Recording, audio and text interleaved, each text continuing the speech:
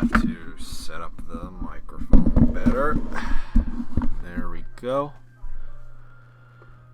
Now I actually need to load up the stream so I can take a listen to the audio balancing.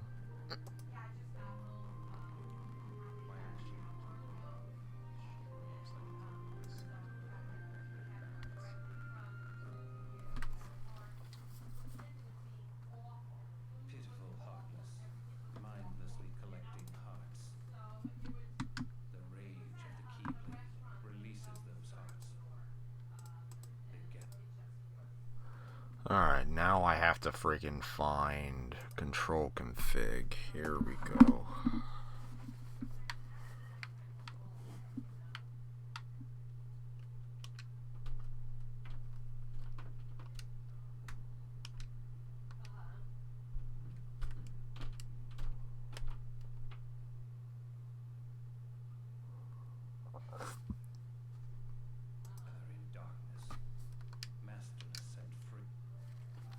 Up, fixed it. There we go.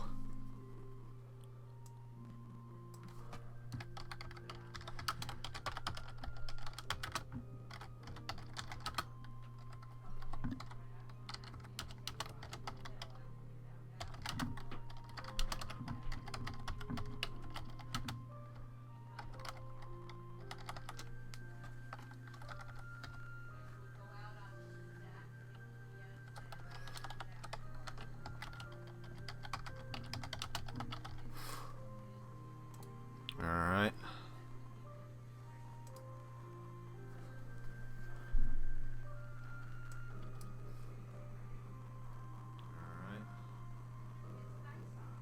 I need to listen to the frickin' game audio. I need to listen to the frickin'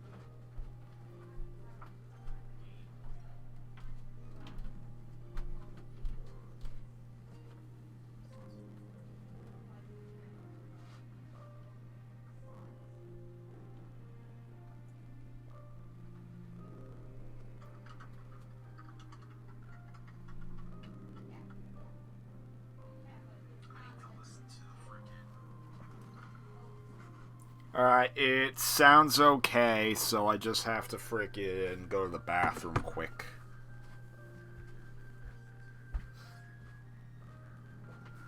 Alright, it sounds okay, so I just have to frickin' go to the bathroom quick. Let's get our pop-out chat, actually.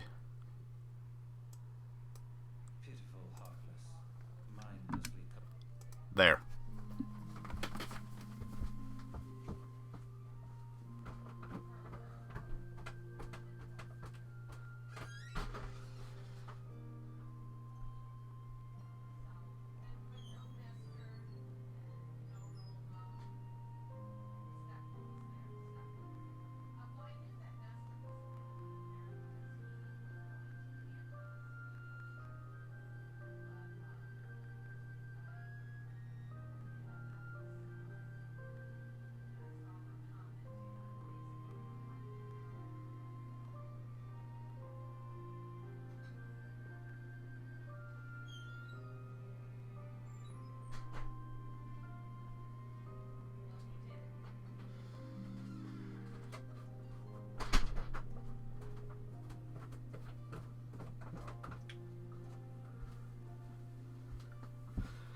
Alright, I have returned.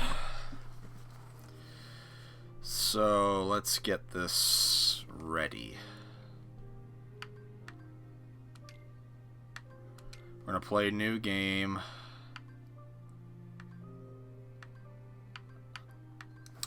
Part of me wants to play on hard mode, but I don't know. You know, I'm chickening out standard.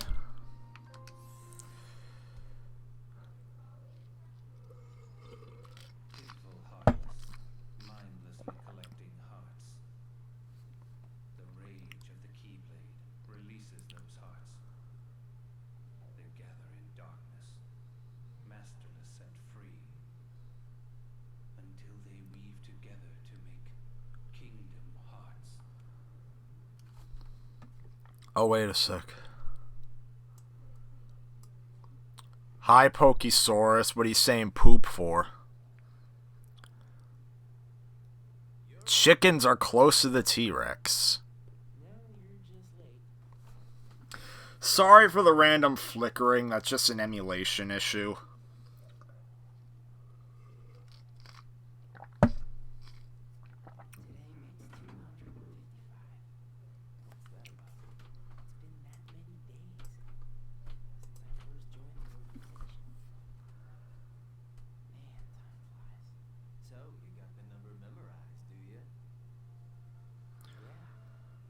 Only thing is, I need to know if there's FMVs that play on the touchscreen, because if the touchscreen is used for nothing,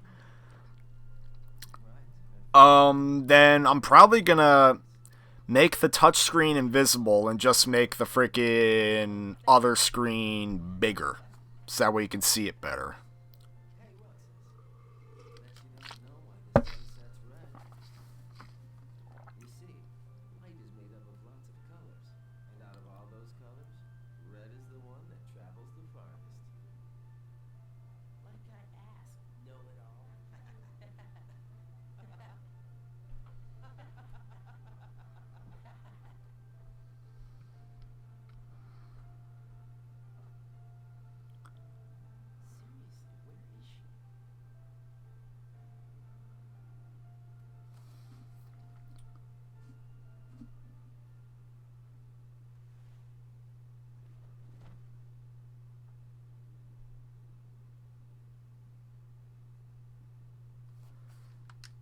Okay.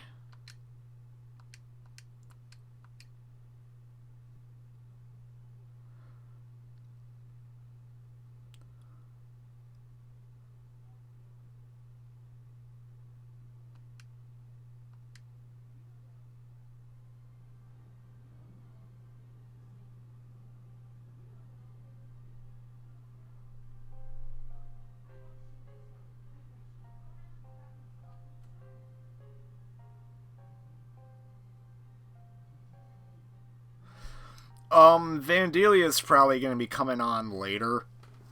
I'm not sure when. All I know is that he went to a gas station to get caffeine for the podcast today. I'm not sure when he's going to be back. Alright. And I can move around just fine. That's good. I guess talk to...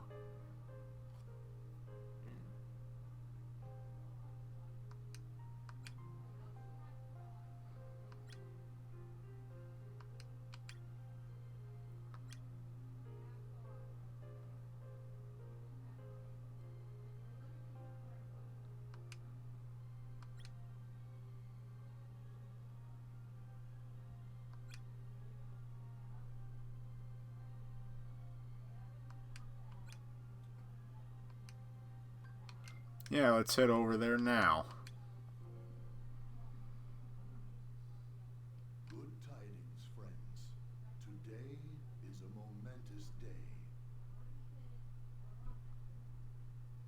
I am pleased to announce that a new comrade has been chosen to wear the coat.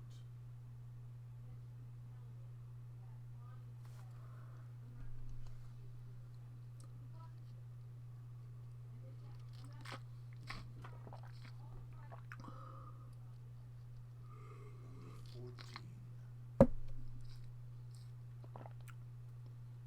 Let us all welcome one of the Keyblades chosen.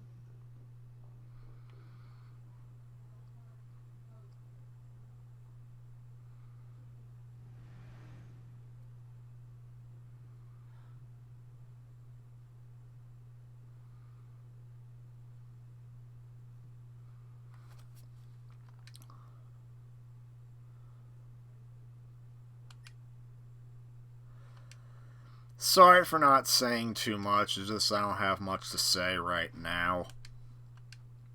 It's time to kick butt. Yeah, I guess you could say that.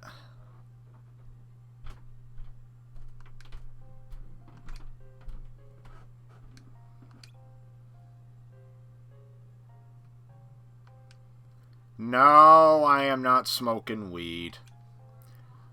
MarioTube smokes weed every day, yay, apparently.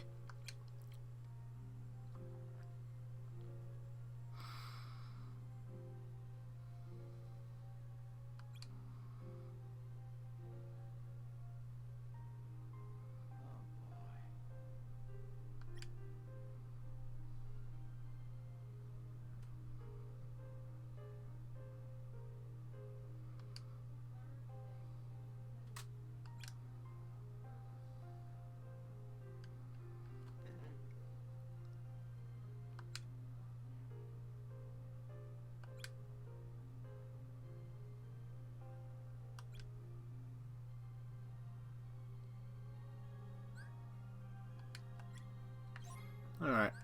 Pretty sure I made a save file before. Yeah, I did.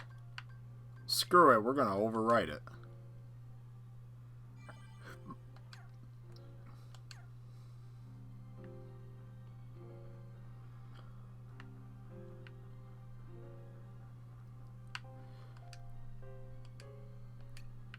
Okay.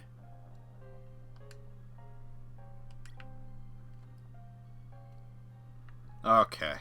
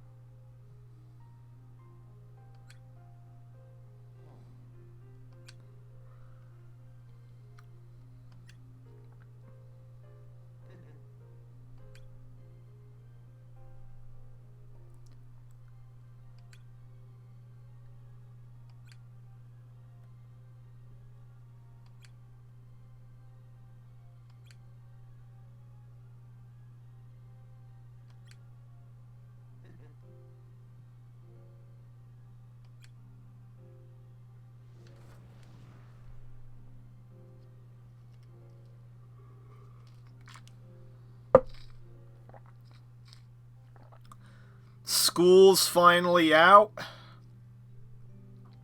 School was out for me about a month ago.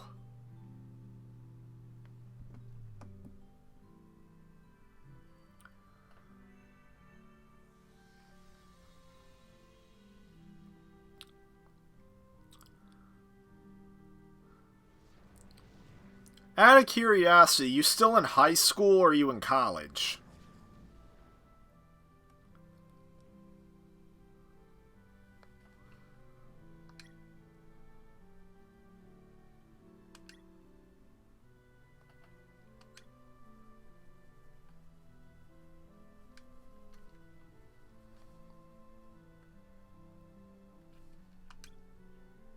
High school, okay. Yeah, MarioTube 101 and Brasa 455, they just graduated high school. Me, I graduated college.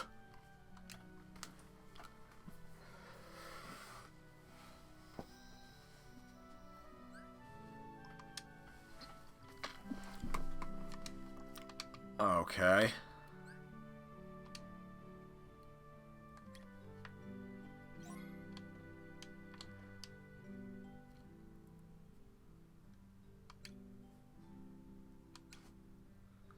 You're going to the 12th grade, so you're getting there. There you go.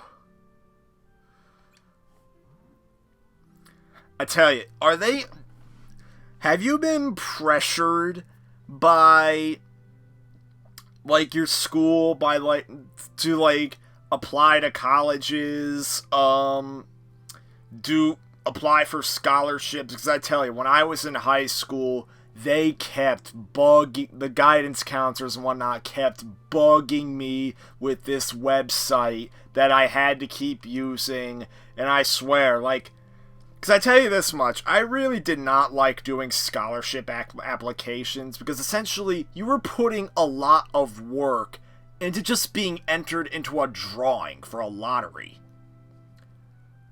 Give lottery tickets some credit. You freaking spend a couple of bucks to get a ticket, and then that's it. Whereas freaking scholarship lotteries, you have to write like a whole friggin' essay to like freaking get in. And of course you want the essay to be good, or else they're probably not going to take you.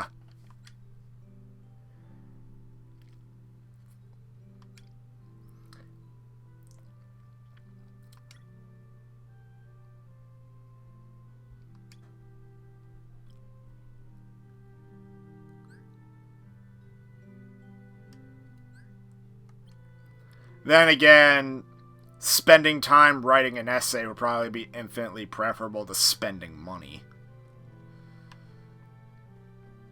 Then again, I didn't even go to that expensive of a school.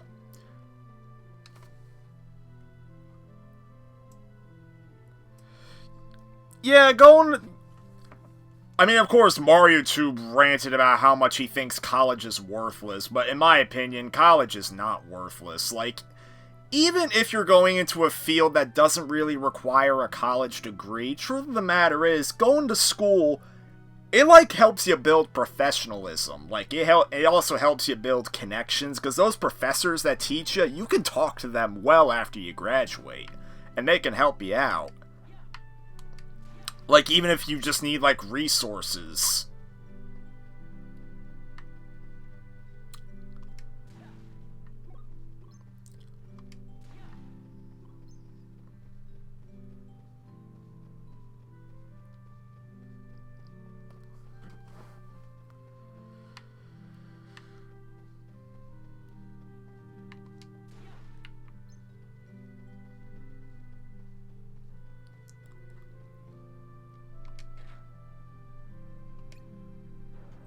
Oh, look at that. We flick the switch. And of course, the game's gonna go through slowdown, but that's to be expected of emulators. If only this game got released on the eShop. Oh, Pokesaurus, one of your friends thinks college is a scam. Here's the truth of things with college. A lot of people think that going to a private university automatically means, oh, you're a lot more prestigious. But truth of the matter is, it doesn't matter. A lot of employers don't care where you go. All they care is if you went. So, choose a school based on how you like it. Not because you think it's going to get you merits.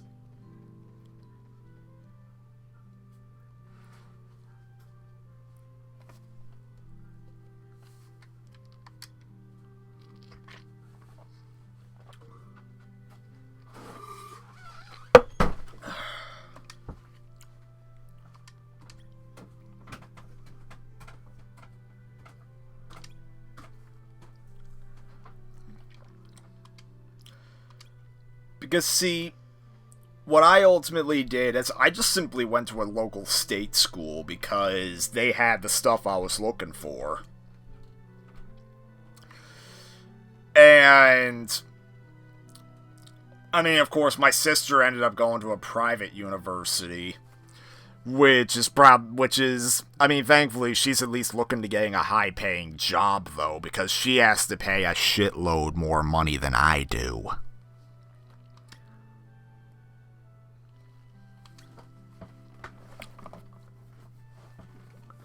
And you say you want to go 20th century gamer, you say you want to go to a college that focuses on storytelling, animation, music, and voice acting. Yeah, they definitely got schools for that. Truth of the matter is, a far-fetched dream of mine is to be in charge of an animated series, except I do not know how to animate, and even if I tried, I'd be quite bad at it. So, I don't know. If it were actually to come true, I would probably be the story writer and the overall director, whereas other people do the animating for me. But we live in an era where pretty much all animated cartoons are the bubbly shit, so that's probably that's probably far-fetched to think.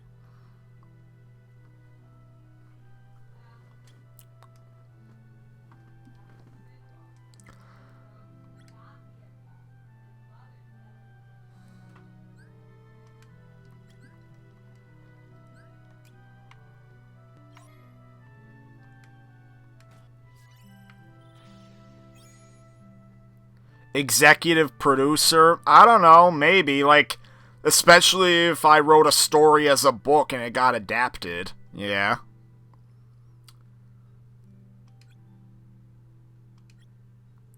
Because I went to school under a communication degree. And that's the kind of degree you can do a lot with, because, you know, communication is more or less the basis of how society functions. I focused in on video editing.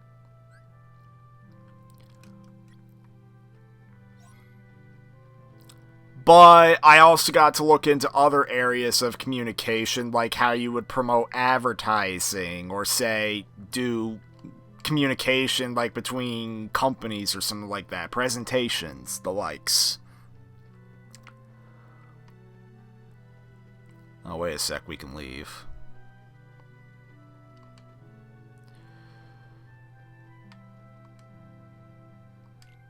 No, I want out.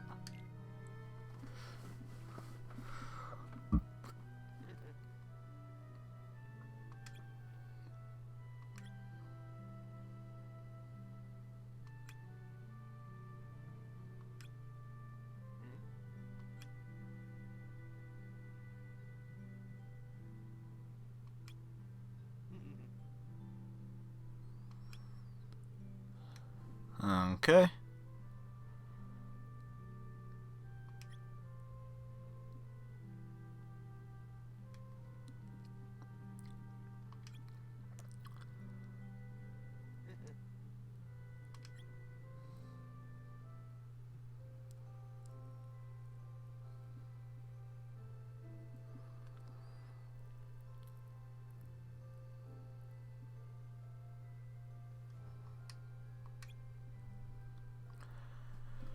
Well, yeah, well, like I was saying before, like, me getting to be in charge of a full-blown TV series, to me, that's just, at the moment, that's just a far-fetched dream of mine. Like, in all honesty, I wouldn't mind if I just settled on doing a small-time, even just writing a small-time story that just reaches a small audience like what I got now. I just want to...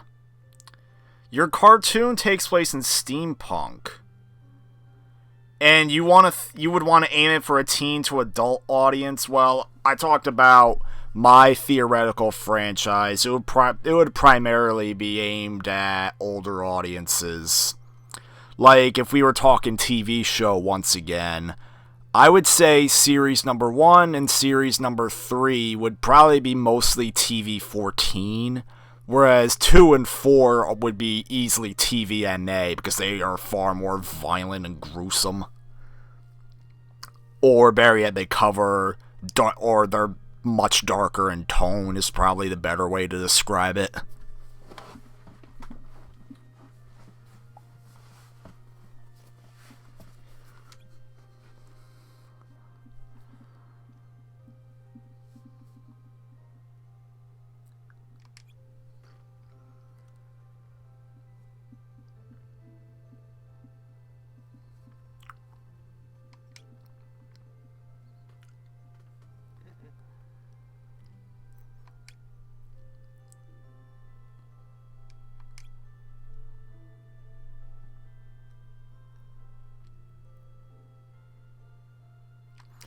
Haven't really played too much stuff with haven't really seen that much stuff with a steampunk setting, though. I never really got into the Thief games, which had a steampunk setting. I think Dishonored is more or less in a steampunk setting, though, and I played that.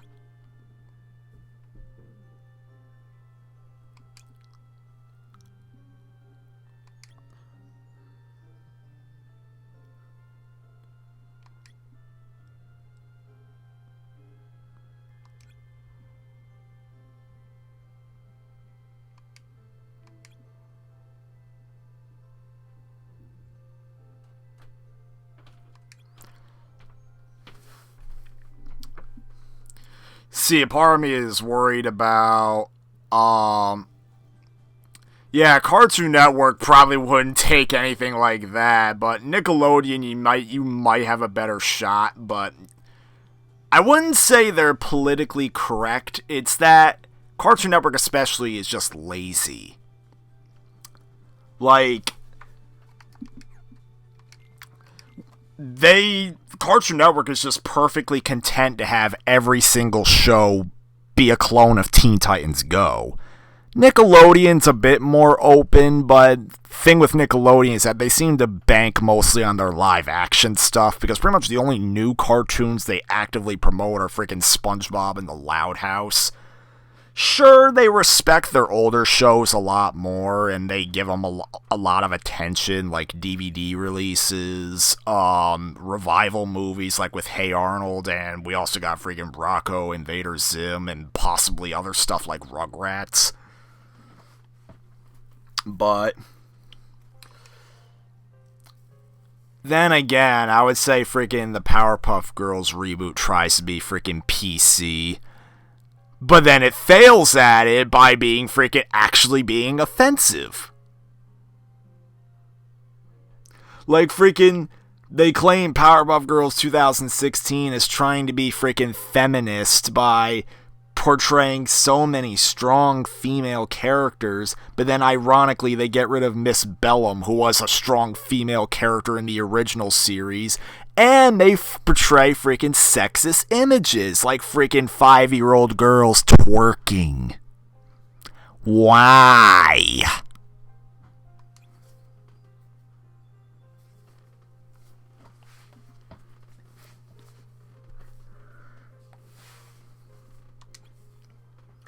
Then again, no one likes that show, so I don't know if it's gonna maintain attention.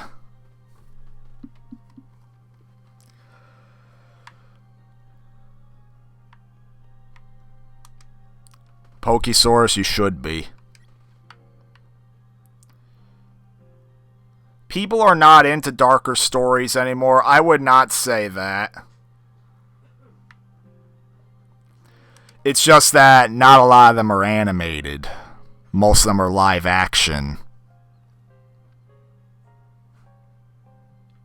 I would not say that at all. Like, there's also anime that has quite a bit of stuff in it. So, even...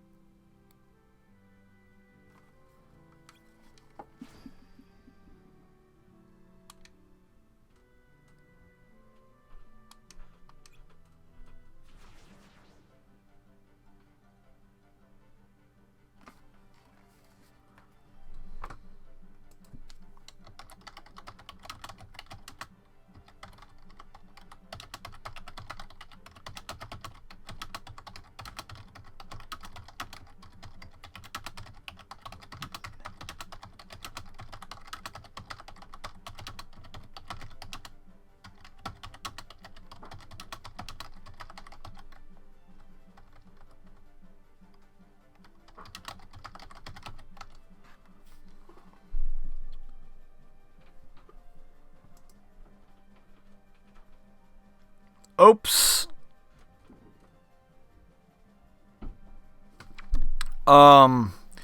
Right as it stops dropping frames, I can now talk. And now it's dropping them again.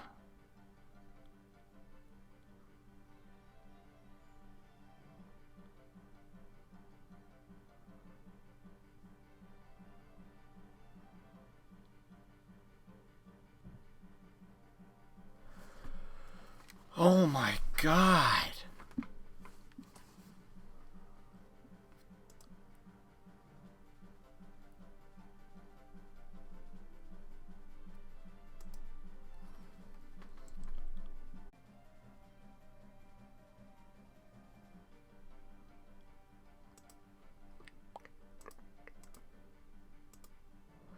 Alright, I reconnected it because I guess the microwave just... Never mind.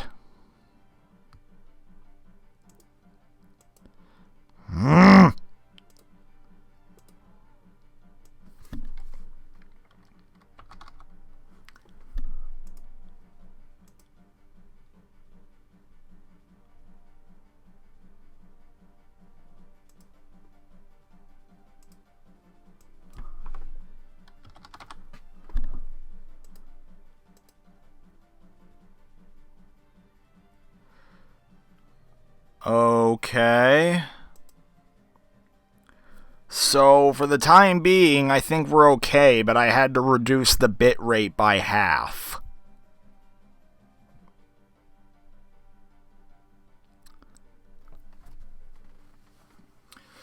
Well...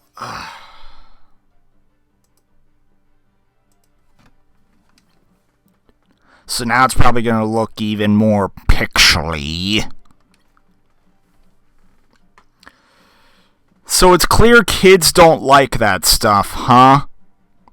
No, I don't know. I wouldn't necessarily say that, because if kids didn't like that stuff, then why are there so many kids playing Call of Duty and GTA?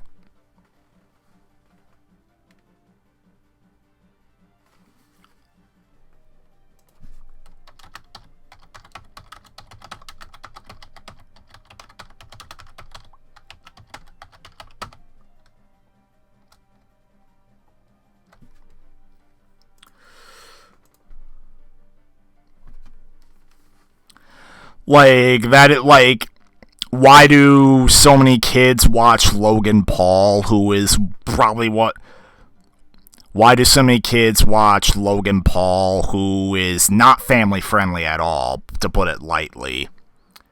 Why do so many kids watch Angry Grandpa and Psycho Dad? I mean, granted, Psycho Dad and especially Angry Grandpa are entertaining as all hell, but I would just say that's just what the animation companies want. They think kids only want dumb comedy.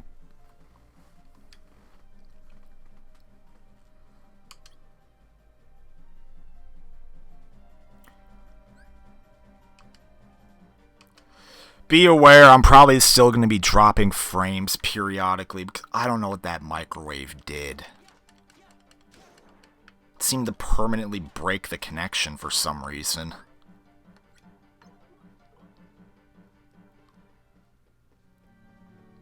You don't understand why kids like the Paul brothers?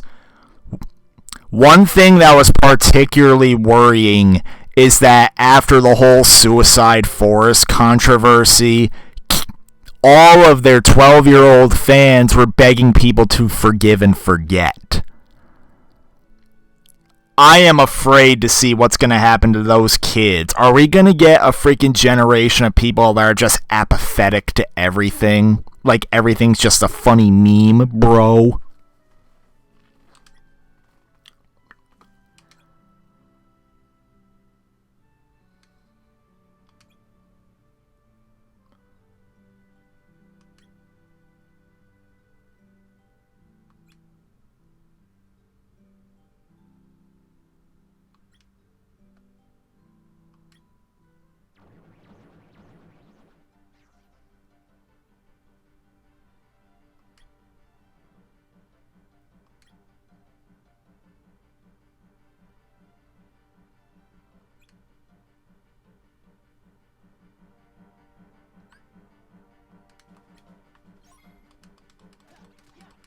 Like, I swear to God, like, I am honestly convinced that if Logan or Jake Paul did something like freaking murder or something that landed them in jail big time, their fans would still defend them.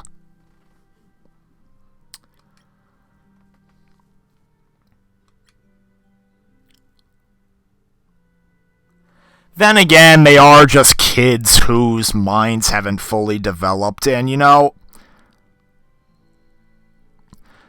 that I think about it, a lot of people had told me that a lot of the stupid crap I did as middle school shnick, I shouldn't take it personally. Like, I shouldn't look back as if middle school me was such a nightmare of a person.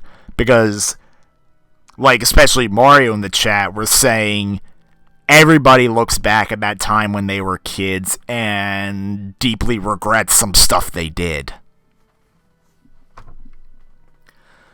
Because, yeah, when I think about it, Darkside Phil is another person who has fans that mostly consists of like 12-year-old kids. But truth of the matter is, a lot of people who watched him back when he was like brand new, they look back at him like 10 years later and they're like, wow, I can't believe I used to watch this idiot.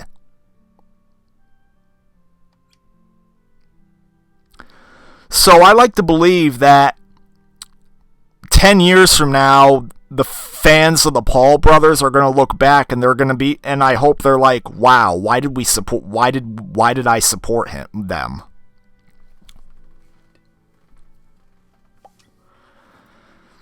And no, I wouldn't say this is a new way of thinking. I would say everyone, when they're kids, makes stupid decisions, I suppose.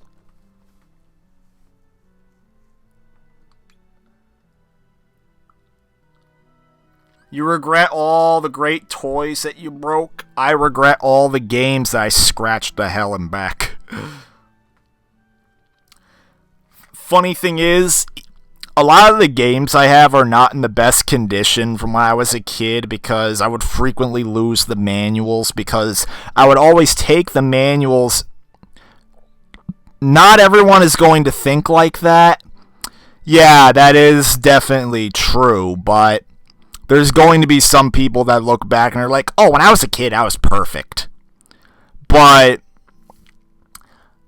I can probably be comfortable with the fact that 10 years from now, not every fan of Logan Paul is going to look back and think that it was a good thing to be a fan of him. Some of them will, but not all of them.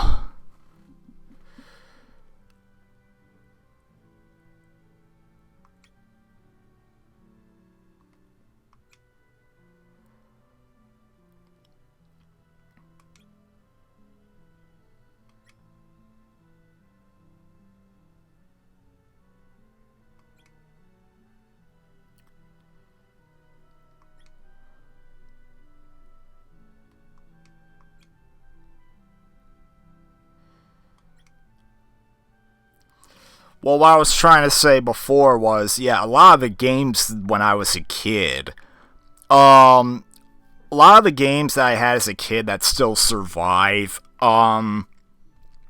most of them are not in the best condition. Like, frequently, I would take manuals out of the cases to read them, and then me, being an idiot, would forget to put them back in the case. So as a result, a lot of the manuals ended up getting lost, and then...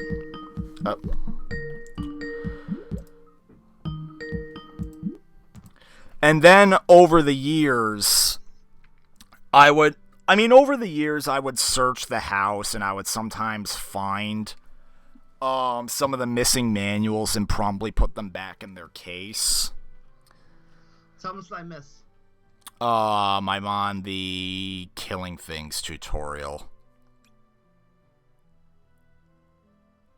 Oh, so wait. So then that means days hasn't happened. Not there. The coded. Oh, damn it. Chain Memories hasn't happened yet. Yeah. This is pre-Chain Memories. Pokesaurus and 20th Century Gamer are active in the chat. I've been talking with them.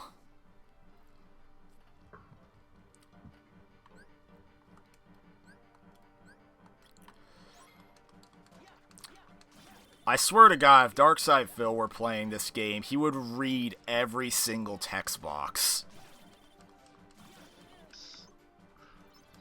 Why would I probably my version of this? I probably read every single text box.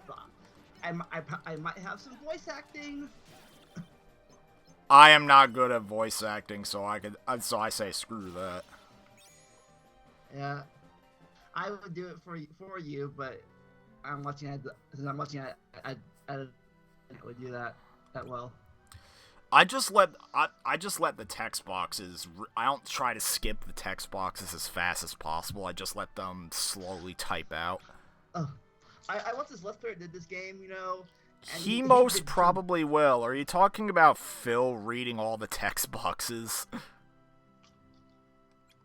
Because I know that freaking Phil complained when he played the freaking Danganronpa games.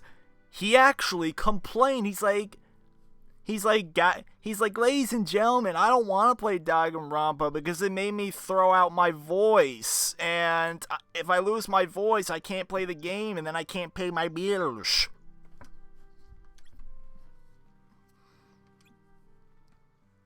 As I was saying, yeah, that's true. Not him, but when I was trying to do the voices for Phoenix Wright, I kind of lost my voice in all that. Because I was singing at the time, too. But anyways, I was watching this one guy who played this game a few years ago, and he I'm gonna do this when I do it probably, but he edited in the HD cutscenes into the DS game. Like I can't do that with a stream. Hell no. Yeah, I know. Yeah, it was funny. Like he says, "I'm not doing that again." Like he edited it all from the PS3 version into the DS version. So. Yeah, I could see how that could be done, but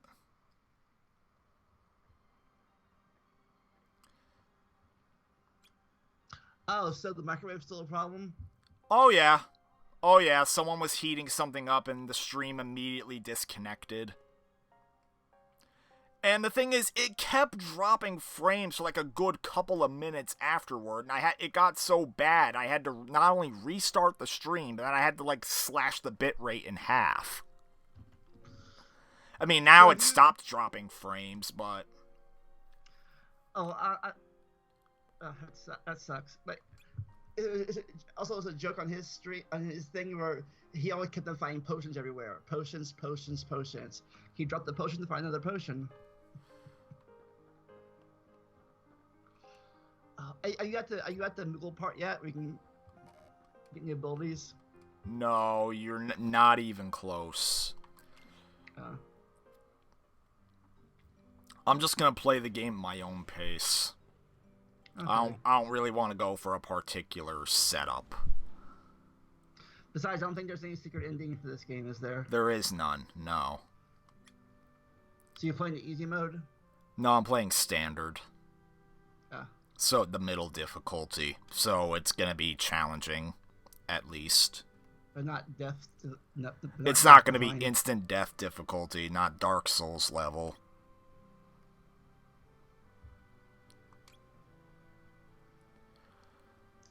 So you found a good ROM. Last time I found a ROM for this game, it was messed up. It was like really echoey and stuff.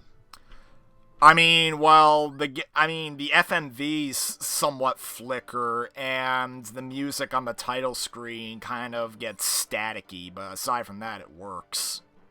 Okay. So I mean, it's not the ROM. It's the way it runs on the emulator. Okay. So you can use your controller or keyboard? I'm using my controller. This is the closest I'm ever gonna get to playing KH on Xbox because I'm using an Xbox One controller.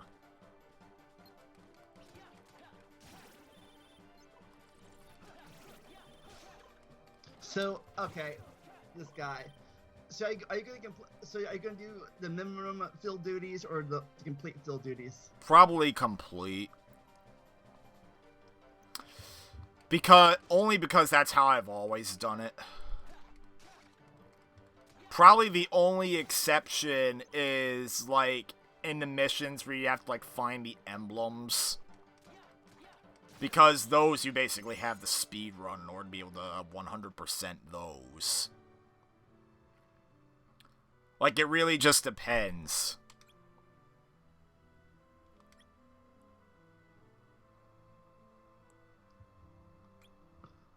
Well done.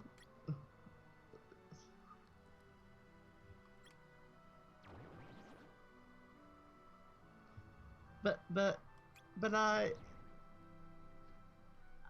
killed 10. You said 10. Here's a question. Do any FMVs ever play on the touchscreen?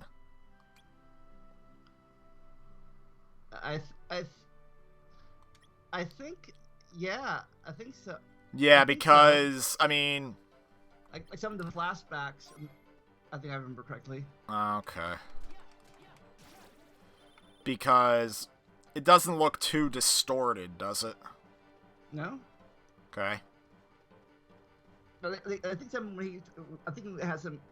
I think if I remember correctly, we had like memories of stuff that they play on the bottom screen, or in this case, the side screen.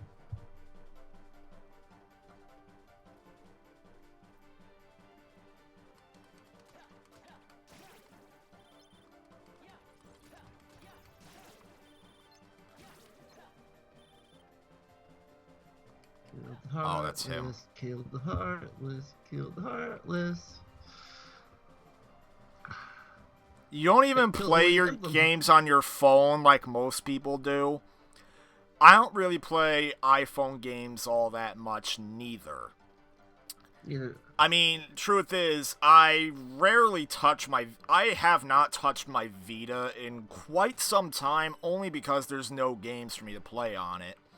And the 3DS and the Switch are probably the only way I play games off of the TV.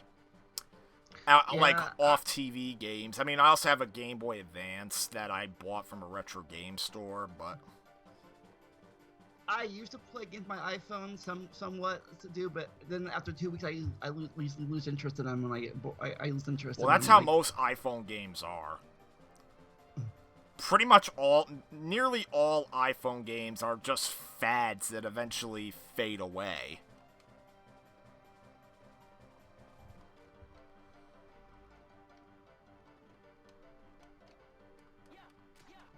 Yeah, flip phone, old school.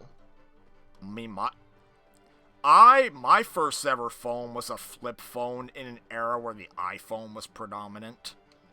Well, my first ever phone was a pre-flip phone. Not a brick phone, but like a block, like a little small block thing. It just buttons. Jesus. I tell you this much, another thing I didn't like about another thing that kind of makes the KH2 videos a bit hard to watch is my cringy humor. Because I was trying to be edgy and a little bit funny back then in those videos. It was like 2 years ago, or 3 years ago. Yeah, it was 2 years ago, but I don't know, I just don't like looking back at it. We were different people back then. More or less. And why do people like using bad grammar when texting? I don't know. Maybe it's the fact that freaking typing on a phone can be a bit tedious, and people don't feel like correcting themselves. So they just send the misspellings. And plus sometimes it all corrects it, the phone auto-corrects it to the wrong spelling too. Yeah, sometimes autocorrect will completely change your words. And you don't really pay attention to it after you send it, like whoops. Like, I tell you, anytime I send a message, I go out of my way to spell everything properly. Like, and even if I do miss, like, a letter or something like that, that's rare. And then I go back and resend that one word with a little asterisk next to it.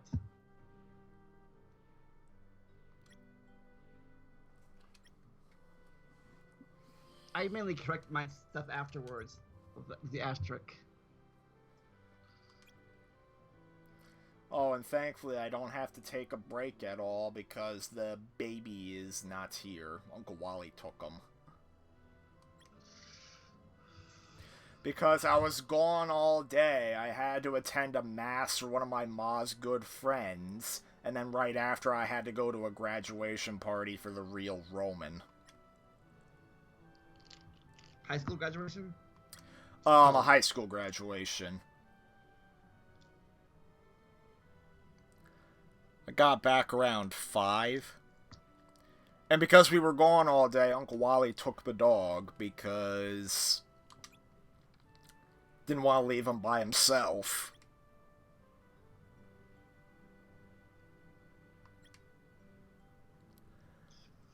I tell you though, while we were in church, what happened was there was a bee flying around, or a wasp. It was on a window right behind us, and then I looked behind me and I saw a wide open window. I'm like, no wonder it got in. This is just one, not a whole nest. Yeah, it was just one, even though there were a couple of them outside, kind of circling the freaking church. And what happened, well, then again, there was only like one big one I saw at the window regularly. But, so there was one climbing around. It was first on a freaking pole nearby, then it went on the window right behind my ma. And then, next thing you know, I actually, at first I was sitting between my sister and my dad, but because I saw the freaking wasp, I asked to move to where my dad's sitting, and we switch. And then when the wasp actually flew a bit close to me, I slowly slid away, like, not causing a panic or anything. But my dad's like, why are you moving away? And then my sister looks up and my sister's like, oh, there's a bee. And, of course, they sit there like nothing's going on, but then the best part happens. So it starts moving around on the window again. All of a sudden, it starts flying. It goes right in my dad's face, and he starts shaking in his seat, trying to swat it away. It flies away, and then goes in front of my sister, and then she starts swatting at it. And then finally, it flew away, and it went elsewhere in the church, and I saw where it went, but it didn't bother us again. And meanwhile, the moment it quote-unquote attacked my dad and my sister, I started doing like a freaking Dirty Harry chuckle, like, see, tried to warn ya. Told you so. I would be I think I'm allergic to bees, I think, so I'd be really nervous about it. Yeah, like, I tell you, like, sometimes I get a lot of flack for the fact that I don't like when bugs fly at me. But there's people who have that phobia, some who are much older than I am. Yeah, in fact, you know, it's funny. I bring up James Bond a lot because of my gram. Anytime my dad or anybody calls me out for being afraid of bugs, I always bring up Sean Connery. Because the original James Bond, Sean Connery. You scared of bugs? He is very, very, very afraid of spiders. Arachnophobia. Yeah. In fact, during the filming of Dr. No, there actually is a scene where a poisonous tarantula is planted in Bond's bedroom, and he has to avoid getting bitten by it, and there's like a tense scene where it's climbing on him. He remains as still as he can, and then he waits for it to crawl off of him before he jumps off the bed and just smashes it. I know that was a stunt double, or really him. Oh, that's actually a bit of a story. Sean Connery was very difficult with the producers. Because of his fear of spiders, he didn't want to film it. So, for the scenes that required close-up shots, they basically did use a stunt double, but then for shots where they actually had to show Connery lying in bed as the spider crawled on him, they actually put a pretty obvious glass pane against him and the spider, so that it didn't actually have to crawl on him. But his nervousness was real than really acting. Yeah, like, I think his reaction was pretty genuine because of his fear of spiders. And I'm pretty certain that when he had to film the scene where he jumps off the bed and just smashes it, he probably got a lot of satisfaction out of it, even though they probably didn't actually kill it.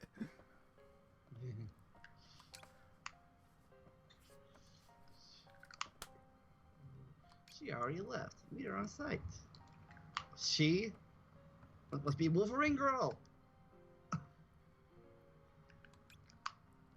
I want to know if the other organization members are going to pop up. Because we already know Luxord, Larxene, and Marluxia are returning as part of the new Organization 13. But we know Saïx is also a part of it because of KH3D. Yeah. So, Yeah, but then what about Demix? Is he going to be a part of it? I'm not sure. We know the original 5, besides Brig, became human again. Original 4. Yeah, there was like a shot in the trailer where the somebody of Zexion was actually a good guy helping them out.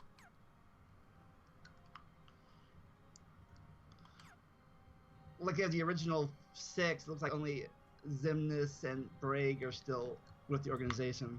Yeah, because they're already part of Xehanort. Yeah, I think Brig became part of Xehanort back during Birth by Sleep because he already had the yellow eyes and the ears at the end of the game.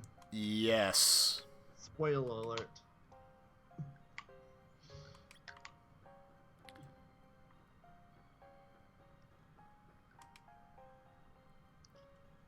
You will need magic for today's mission. Okay.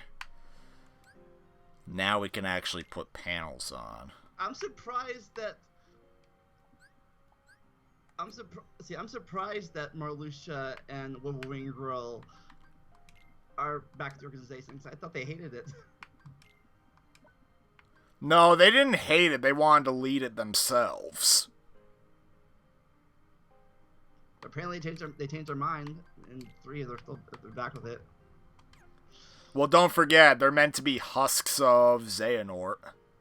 So they probably just follow his ideology. Kind of like how Lee, the somebody of Axel, thinks that Saïx is a husk of Xehanort that's just blindly following him. So have you mastered the panel system yet? Have I mastered it? Well, I freaking put stuff in like I need to. Okay. I think that's apparently how you get new Keyblades. You put new panels in the Keyblade section like that. Well, you need you do get like panels that you can use to like double your level ups.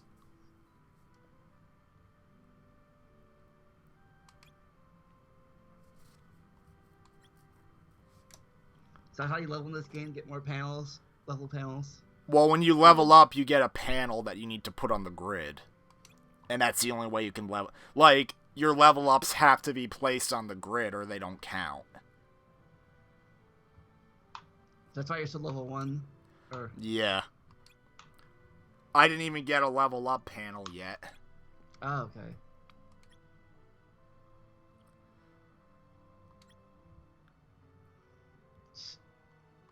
She was still a bitch even back then. It's funny, when I first played KH2, the only way... Because, don't forget, I did not get to play the GBA version of COM for pretty obvious reasons. Yeah, I didn't play Change till after I played 2 myself either. Yeah, so I had no idea who the extra organization members are, but they give Larx, in her friggin' journal entry in the vanilla version of 2, they give her such an innocent-looking face that I had no idea that she was going to be such a bitch when she appeared in friggin' Recom.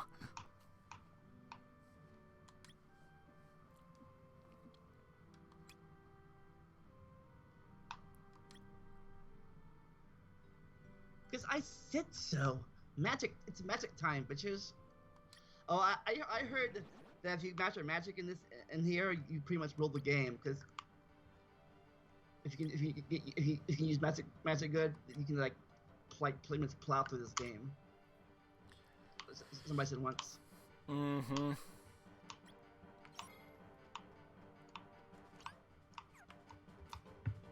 I need to... There. Okay. Copy.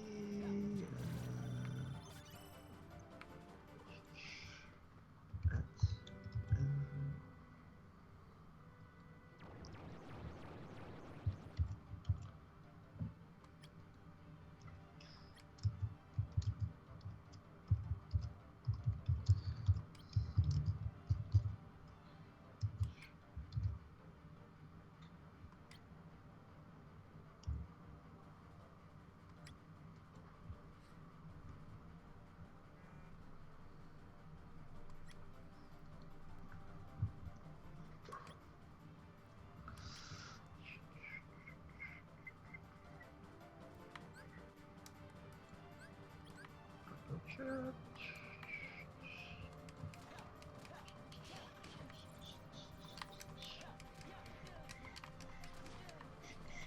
posted So the stream on the Discord. yeah, I saw that, but it seems that the game actually seems to slow down a little bit when there's a lot of action on the screen, but it's still fully playable. Go ahead, you can use your keyblade this time.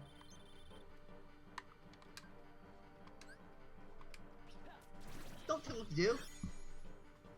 You're not my boss, lady.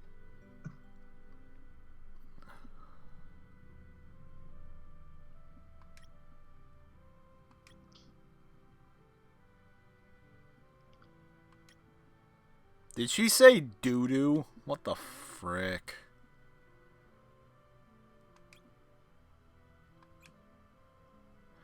Does frame rate usually matter? There's a lot of elitists out there that claim that anything below 60 FPS is unacceptable. Way I see it, 30 FPS games are still fully playable, and they tend to look more cinematic, so cinematic games should probably be 30 FPS. But, given that I had to play a lot of games at a low FPS on my old crappy computer, I would say anything that's 15 frames is fully playable. Anything below that is not exactly that playable. To them, I say, if you want us to play 60 FPS games, then buy us a new damn computer. You buy us a computer then, Mr. Snob. Well, don't forget, those are a lot of PC fanboys. Yeah, buy us a new computer and we'll do that for you. Other than that, screw off. Oh my god, friggin' Larxine's line right here, almost mediocre at it. I think middle school shnick copy that line for shitty RPG. Who said that in your game? I think Dom said it. Oh. And nice to know that even though nobodies don't have hearts, they apparently have brains.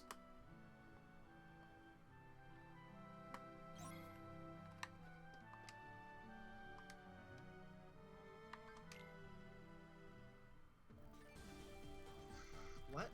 Don't you have somebody else? And you can see the EXP bar on on the left screen.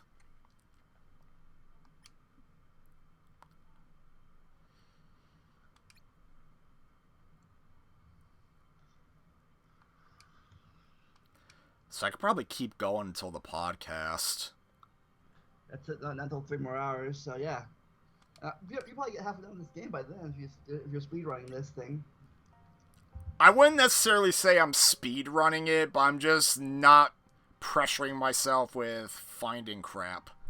And now we're dropping frames again. Somebody microwaving?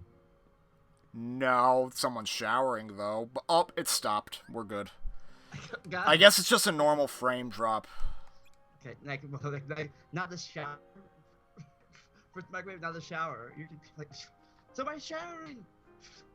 Stream goes down. Hey, Demix has got it right.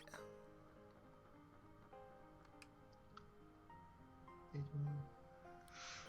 a close world. It's a close world.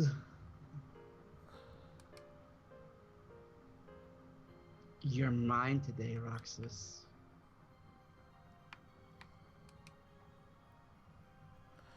Oh, this is actually a fun trivia fact. In the original version of Shitty RPG, Vexen was actually going to be in. You erased him? Yeah, I erased him because, well, the only reason he was in the original was because he was partially responsible for the Shadow Zombie plague, since that was a lot more focused on in the original. But when I kind of dropped that in favor of what I went with now, I didn't think Vexen was necessary. So was he in the version that Adam played or not?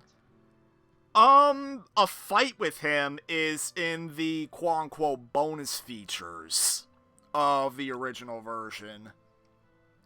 But you don't see him in the main story. Okay, so I've never played against them then. I mean, I did right before I permanently lost the ability to edit the original version back as middle school shnick. I actually put teleporters to the unfinished parts of the game, including the original ending. Ooh. Not sure if he's going to want to click on them, though, because it's mostly pointless, given that none of it pertains to the cleanup version. So basically, it's just like bonus 100% things. Yeah, I guess you could say that. But on the topic of shitty RPG, I do think a podcast topic for today should be procrastination. I am guilty of that 100%. I tell you this much, I was guilty of it all the time when I was in school, except I always made sure I did my work. So, if I had to stay up until like 4 in the morning doing an assignment just because I didn't feel like doing it at points, I would do it. Yeah, I'll talk more about my thing during actual podcast. I won't give too much away. You gotta give something for the audience. You gotta drag them in somehow.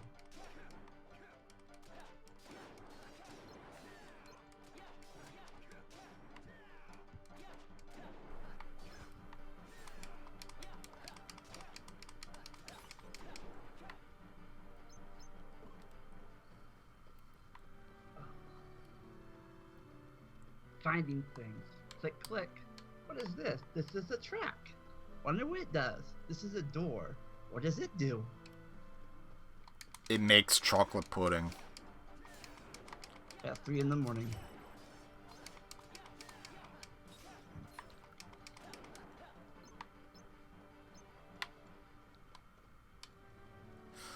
It's funny, freaking me doing Shrek Casserole in the Shrek on Xbox Let's Play, it was misnamed by both you and Brandon. Brandon originally called it Ogre Soup, and then you misnamed it as Shrek Pudding.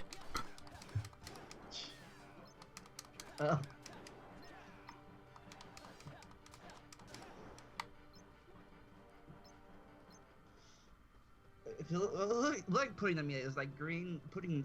Yeah, well, all it was freaking...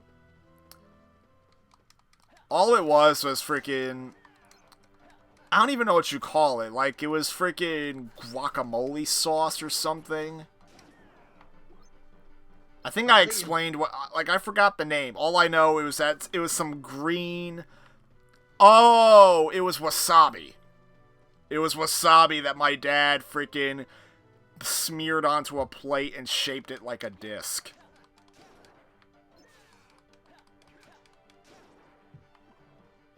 Yeah, that's good. That's good special effects. Very crude, but it worked.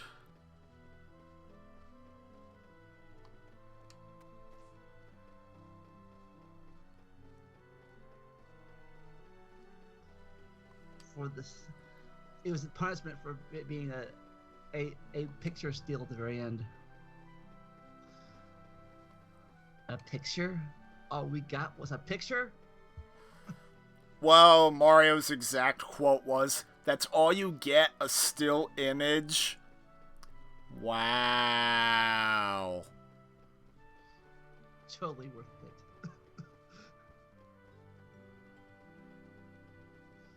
And to think the popular opinion is that the Xbox version is better than the GameCube version.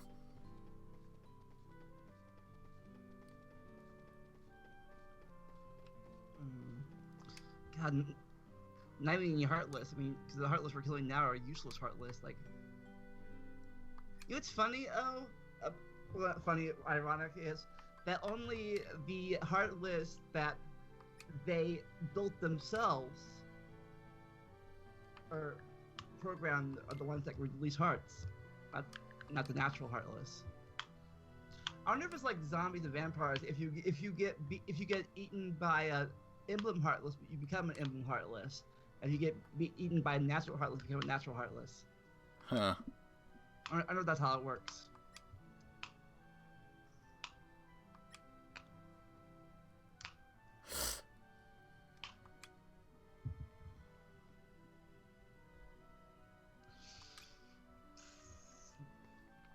The original Xbox, yeah, it probably was the most powerful system out of the 6th-gen systems. And the GameCube version of Shrek does run not as good as the Xbox version, but when it comes to gameplay, GameCube version's better. And content. Yeah, it's easier to play the GameCube version. Oh yeah. Not to mention, Shrek moves more naturally. Like, in the freaking Xbox version, he looks like he's on freaking acid or, like, speed or something like that. Whereas, in the GameCube version, he moves more naturally. Like an actual mean green ogre would. I wonder if there was a race mode in the GameCube version, it would have been easier to complete. No idea. Since he moves more easily, it'd be like, oh, this race was a piece of cake. But we never know because it never was. I'm happy there was no race mode. What? I'm happy there was no race mode. I was wondering if it would be easier to do.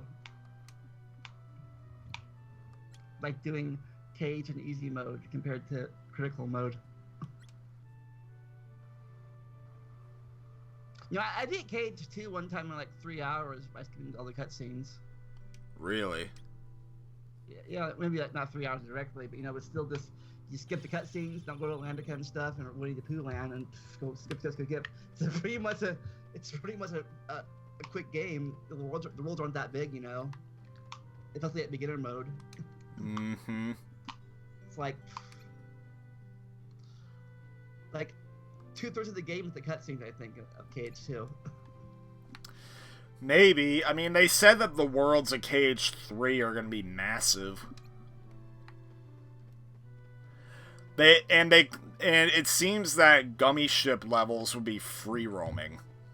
At least that he's online. Let's see the answers.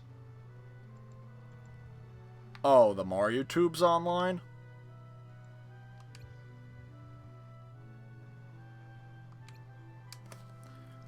Actually, let me see.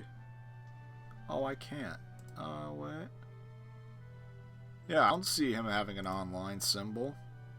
Oh, I saw him pop up on my alert system. Oh. He always has his things is off. Yeah, I think after Hawk was pestering them with both him and Brandon with calls, they just set their status to permanently offline, and they very seldom set it to online. Which isn't exactly the most proper solution, because for one thing, Hawk doesn't call that much anymore, and when he does, he only calls, ever so rarely, and even then, I don't mind talking to him on occasion, whenever he calls. Just calling every single day of the week is probably not advised. Yeah, he was. I think the last time I talked to him for real was when I was in Disney World. Well, and not to mention, making yourself appear always offline, that just makes it more difficult if, one of us has to reach them, because then we never know if they're online. You just have to go, call and see the answers. You'll, nine times out of 10, you just see they're offline, and then if you want to try and call them, you just take a gamble, call them, and then see if they pick up.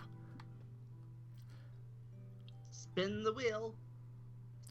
Not saying I would not to sound irritating and like, oh, everyone's obligated to appear in a call at least once a week or something like that. But when you don't see one of them for like a long time, then you're like wondering like what's going on.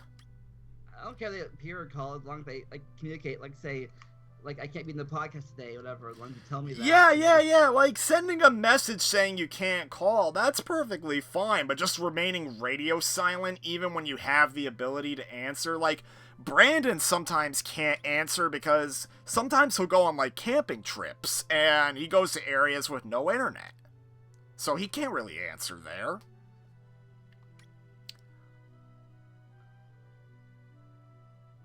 But I'm not going to Mexico. My favorite YouTuber's not. One of your favorite YouTubers is going to Mexico. I know that my sister said that when she graduates, originally she claimed she wanted to take a vacation to Cancun in Mexico, but then she ended up changing it to the Bahamas. Either vacation would not excite me because I'm not a big fan of vacations involving the beach. I played Bahamas more in Mexico because at least there they savor drinking water. Yeah, Mexico has some problems there. Like Mexico City apparently isn't built on the best place. Bring your own water. Oh, there's that. I mean, and besides, going to the Bahamas is a lot more spiritual in a sense because my gram actually loved going there. In fact, I even have a keychain she gave me from the Bahamas that actually contains a little bit of sand from a beach on the Bahamas. Ooh. Like colored sand, or? No, just normal sand.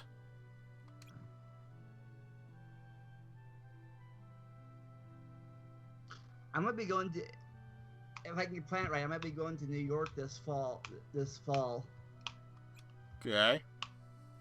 Upper New York. The Rochester area.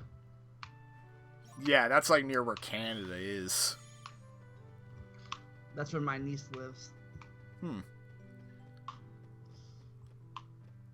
I remember when you were saying when you were going to see your niece, you were like, "Oh, if I go to I don't know if that was it," but then you're like saying you're probably jokingly saying, "Oh, I'll come visit you." Well, here's the catch. I don't live near Rochester, far from it.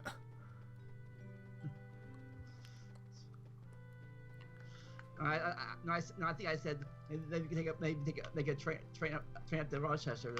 There's a train up to New York. I have no idea if there's a train that runs there. Like, I haven't checked personally, but chances are, if there is, I would probably have to take an Amtrak train, and those can cost as much as a freaking airplane ticket. Well, it sucks. Like it's for a small. I wish we had monorail systems in America and better train systems for cheaper than. I think that was planes. freaking Walt Disney's plan with Tomorrowland.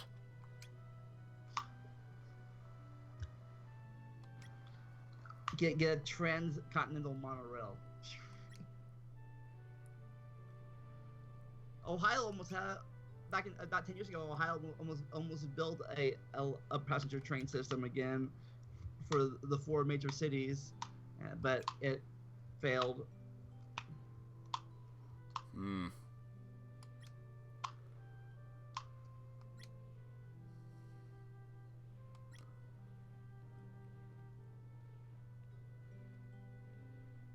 America was built on the car.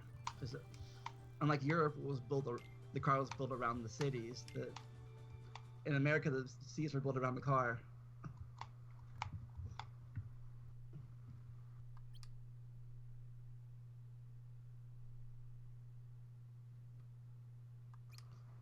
How do I do this? Whenever we tell you to, bitch, you do what we tell you to. If we tell you to kill Heartless, you kill Heartless. If we tell you to look at something, you look at something. If we tell you to jump off a cliff, you jump off a cliff. Maggot. I swear, this is the mission where freaking Lexius decks him in the gut. Oh, the limit breaks. Yeah, the limit break. Like, this is how you limit break. Smash.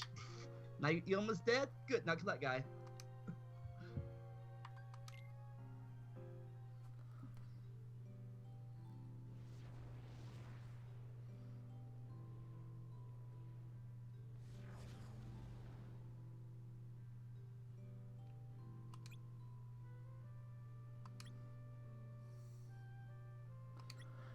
Wow, they even do call it limit breaks here.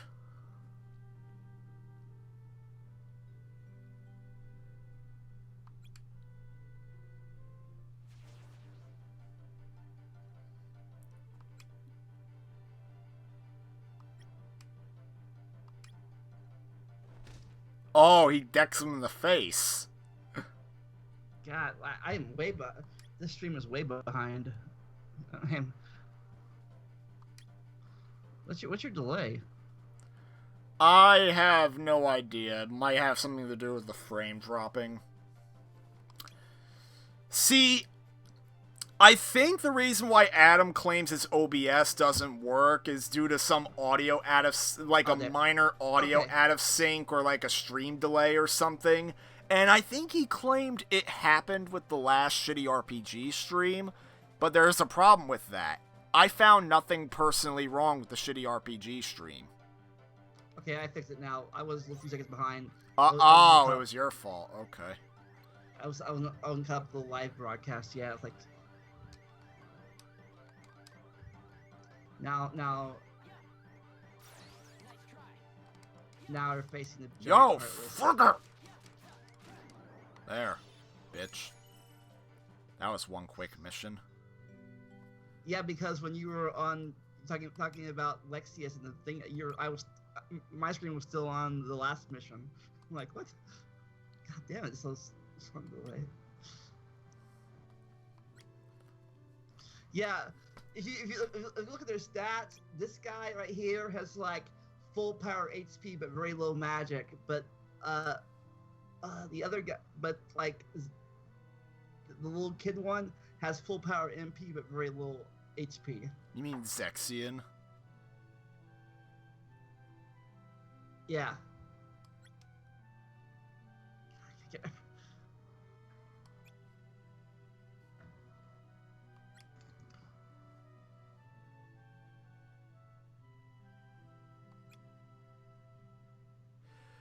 You know, it's funny, when I actually created an Organization 13 family in freaking The Sims 3, Zexian was the only one I was able to fully recreate the hairstyle of.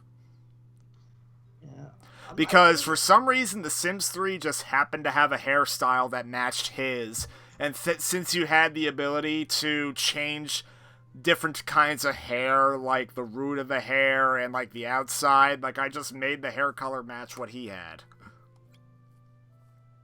Yeah, you know, if I get hold of Am today, if I can't, if you make any progress at all, I might just send you the file for my next Let's Play file. I might just send it to you and just like give up. You'll go freaking Donald Trump or Arnold Schwarzenegger on his ass and say, "You're fired." Gives it to me.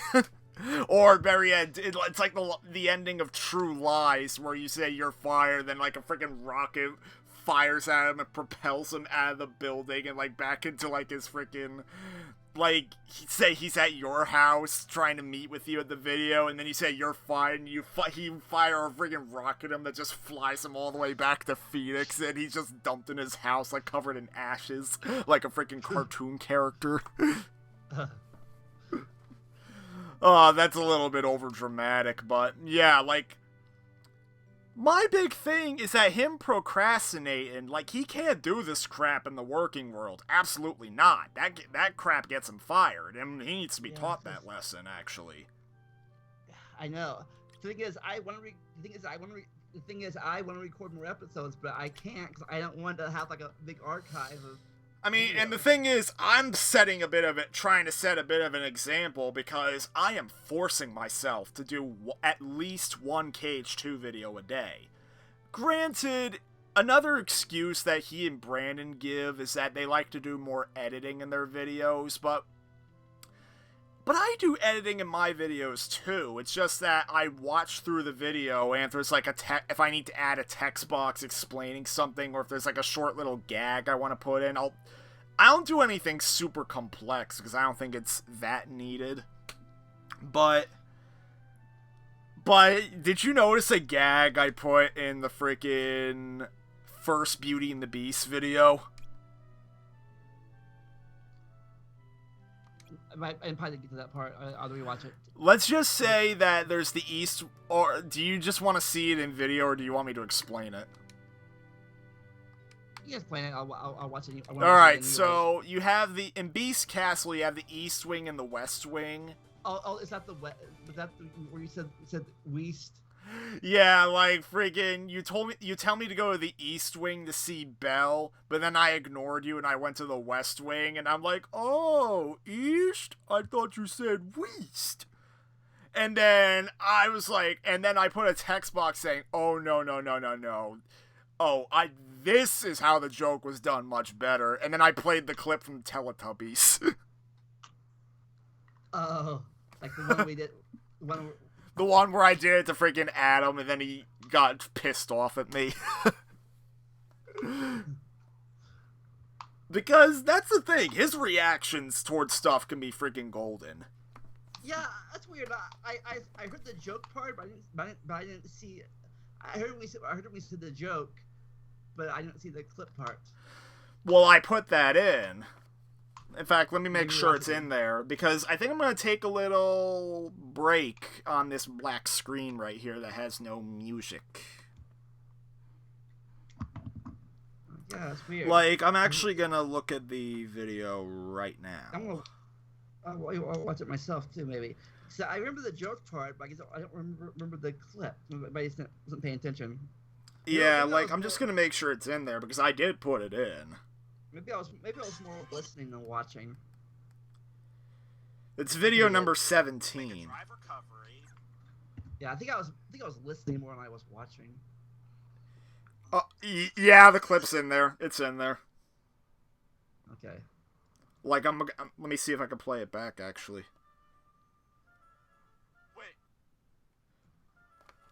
Wait. Oh, we're in what?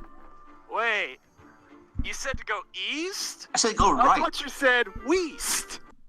Oh no, this is how Shnick used that line, right. Text box. Shnick, go left. Left. Your left. From our left. Shut up. Oh, see, now you confused him. Good job, Vandelia. What the fuck? I told him one simple job, and you made him confused by saying that shit. Oh, you said east? I thought you said west. Shit! Oh my god, I didn't even say it! Go and now the game. I'll fucking kill myself. You said I didn't even notice 20th Century Gamers comment about Shadow. I don't even know about that. And then Jesse's in the chat saying go right. And no, Pokesaurus, I don't know how MarioTube is doing since I haven't talked to him since Tuesday. do you actually for that joke, I'm like, you said left? I thought you said left, or you said right. Nah, like I don't know if that would have worked, but I'm gonna take a short break quickly. We'll be back with these messages.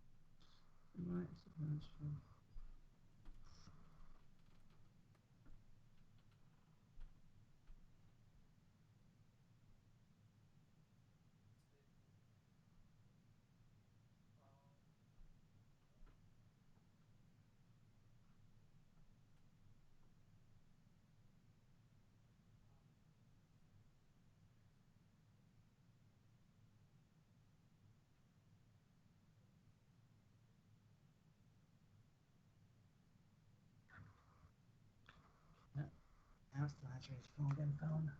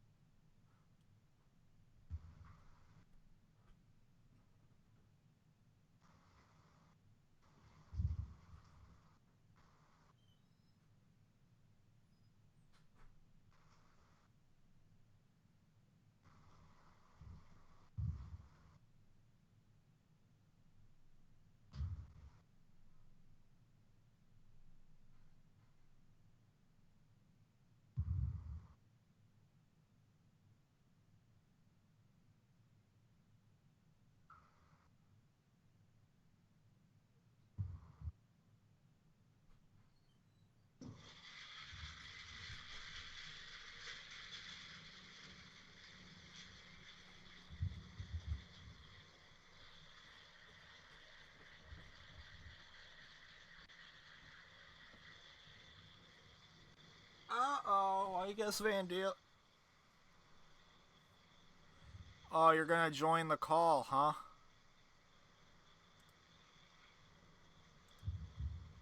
Let's add you in, then.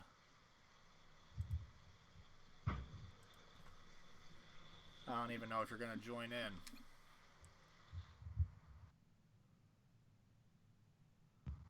Hey. Hey, you're in. I just put in some French fries, so they're gonna take a half hour to make. I was just gonna drop in very shortly. Okay, Because, did you want to say anything? yeah, I'm just gonna be here. My family's going to get Taco Bell and Yeah. get one of those $5 small boxes. Yeah. And then Well, I'm just trying to think. Yeah, I saw your shocked comment, the fact that some of the KHIII videos were uploaded 2 years ago. No, recorded 2 years ago. Hey, Games Press is here. Yeah, he is. And then I was telling you how personally I don't like the quality of the videos because I hate my commentary. Mm-hmm. That's unfortunate. Yeah, like, I was trying way too hard. Like, now, I guess you could just say I focus more on talking about generic stuff, like interacting with people that are either in the call or the chat, as well as shnick rage moments, of course, but... Just do your stuff however you want to do it, and then you'll Yeah, feel much like, more I think I was comfortable. just trying way too hard with the old KH videos.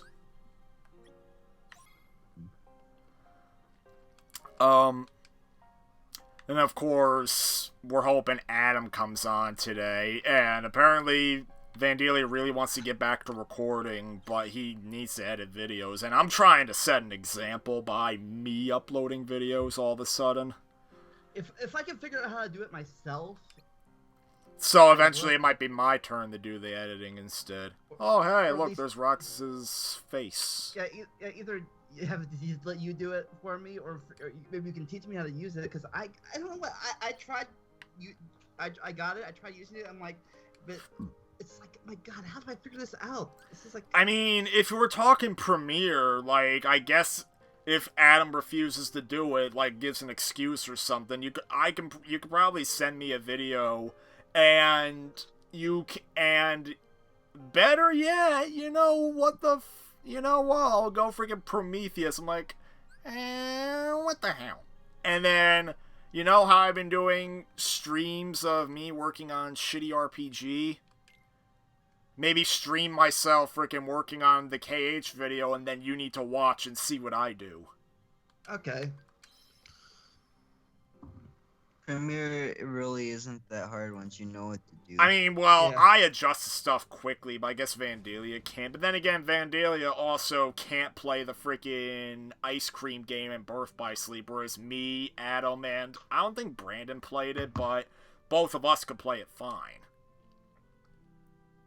Yeah, and I'm guessing Vandalia didn't do the freaking assignments. Oh my god, like freaking Brandon Chloe did. saying at least my commentary is not as bad as DSP on God of War, where he kept repeating, yeah, shocking.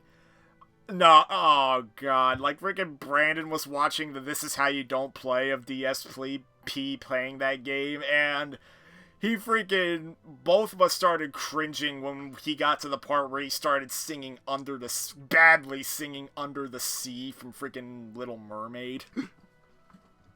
I want to know if we. I want to know if we sing along with it. I probably would not have sang unless it was a joke.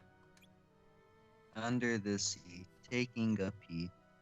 No, DSP went the whole 9 yards, even trying to badly do a Jamaican accent. Oh. You forgot about that Under the Sea? Oh my god. Oh. I forgot this existed. Even then, those weren't even DSP's worst moments. There's also freaking... Probably the first ever This Is How You Don't Play which was on MGS2. The most freaking face-palming moment is when he doesn't know how to use rations. And he's like, how do I use the rations? And then he proceeds to press every button on the controller except the button that brings up the rations. The controller's broken.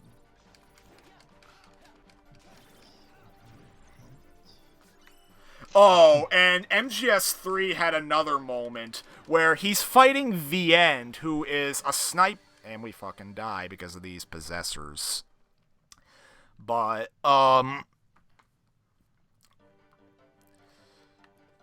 So he's fighting the End, a sniper, and his first thought is, okay, where's my shotgun? bringing a shotgun to us battle with a sniper.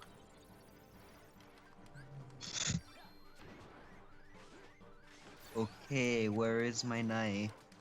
Oh, I would have lost it if he's like, oh, where's my knife? That's like me when I first played Resident Evil 4, and you know the one mission in the castle where you have to have Ashley go up on like this upper bridge area, and you have to protect her. Yeah, As I remember that. Like, it's like this big lake area that she's trying to raise the platforms for.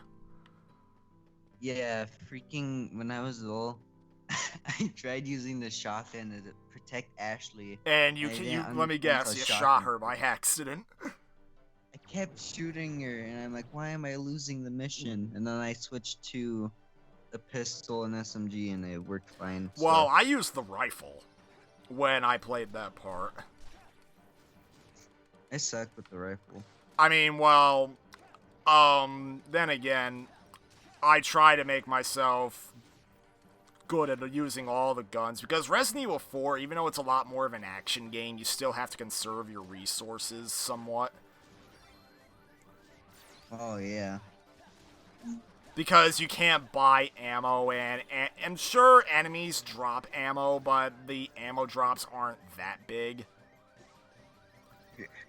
I mean, I would say Resident Evil 7's a lot more horror-focused. Mm-hmm. The Resident Evil 2 remake also. Yeah, the Resident Evil 2 remake looks damn good. You would like to see a Resident Evil 4 stream? Don't worry, we're getting there. I beat Resident Evil 3. I just have to do Code Veronica, and then I could probably do 4, unless I have to do 0 in the remake. I did 2 episodes of Resident Evil 4 on my channel, and then I did a video of me testing out emulation to see if I could get it to work, and it did work, and then I never did Resident Evil 4 again. Despite Yeah, me like, the only playing it. What, we'll go on first. I said despite me playing it like almost every day in middle school, because Yeah, well, the first time I ever got it was when it was released in HD on the PS3. But if I were to play the game, it would either be the Wii version or the Xbox One version. I have the original GameCube version with both discs, and I Oh, even have that's the right, it manual. was a 2-disc game. Yeah, and I even have the manual on the back that promotes the freaking chainsaw GameCube controller. What does the chainsaw GameCube controller even do? It's straight up just the GameCube controller. It's just modeled to look like a chainsaw. It doesn't do anything. And the funny thing is, you don't even use a chainsaw in the game. Like, only like one of the enemies uses it. Yeah. In Yes, fact, they funny thought thing the is, chainsaw I was- can't recall a single... Well, actually, that's wrong. Resident Evil 7 had you Yeah. using a chainsaw for a boss battle, but that's about it. And then I legs off.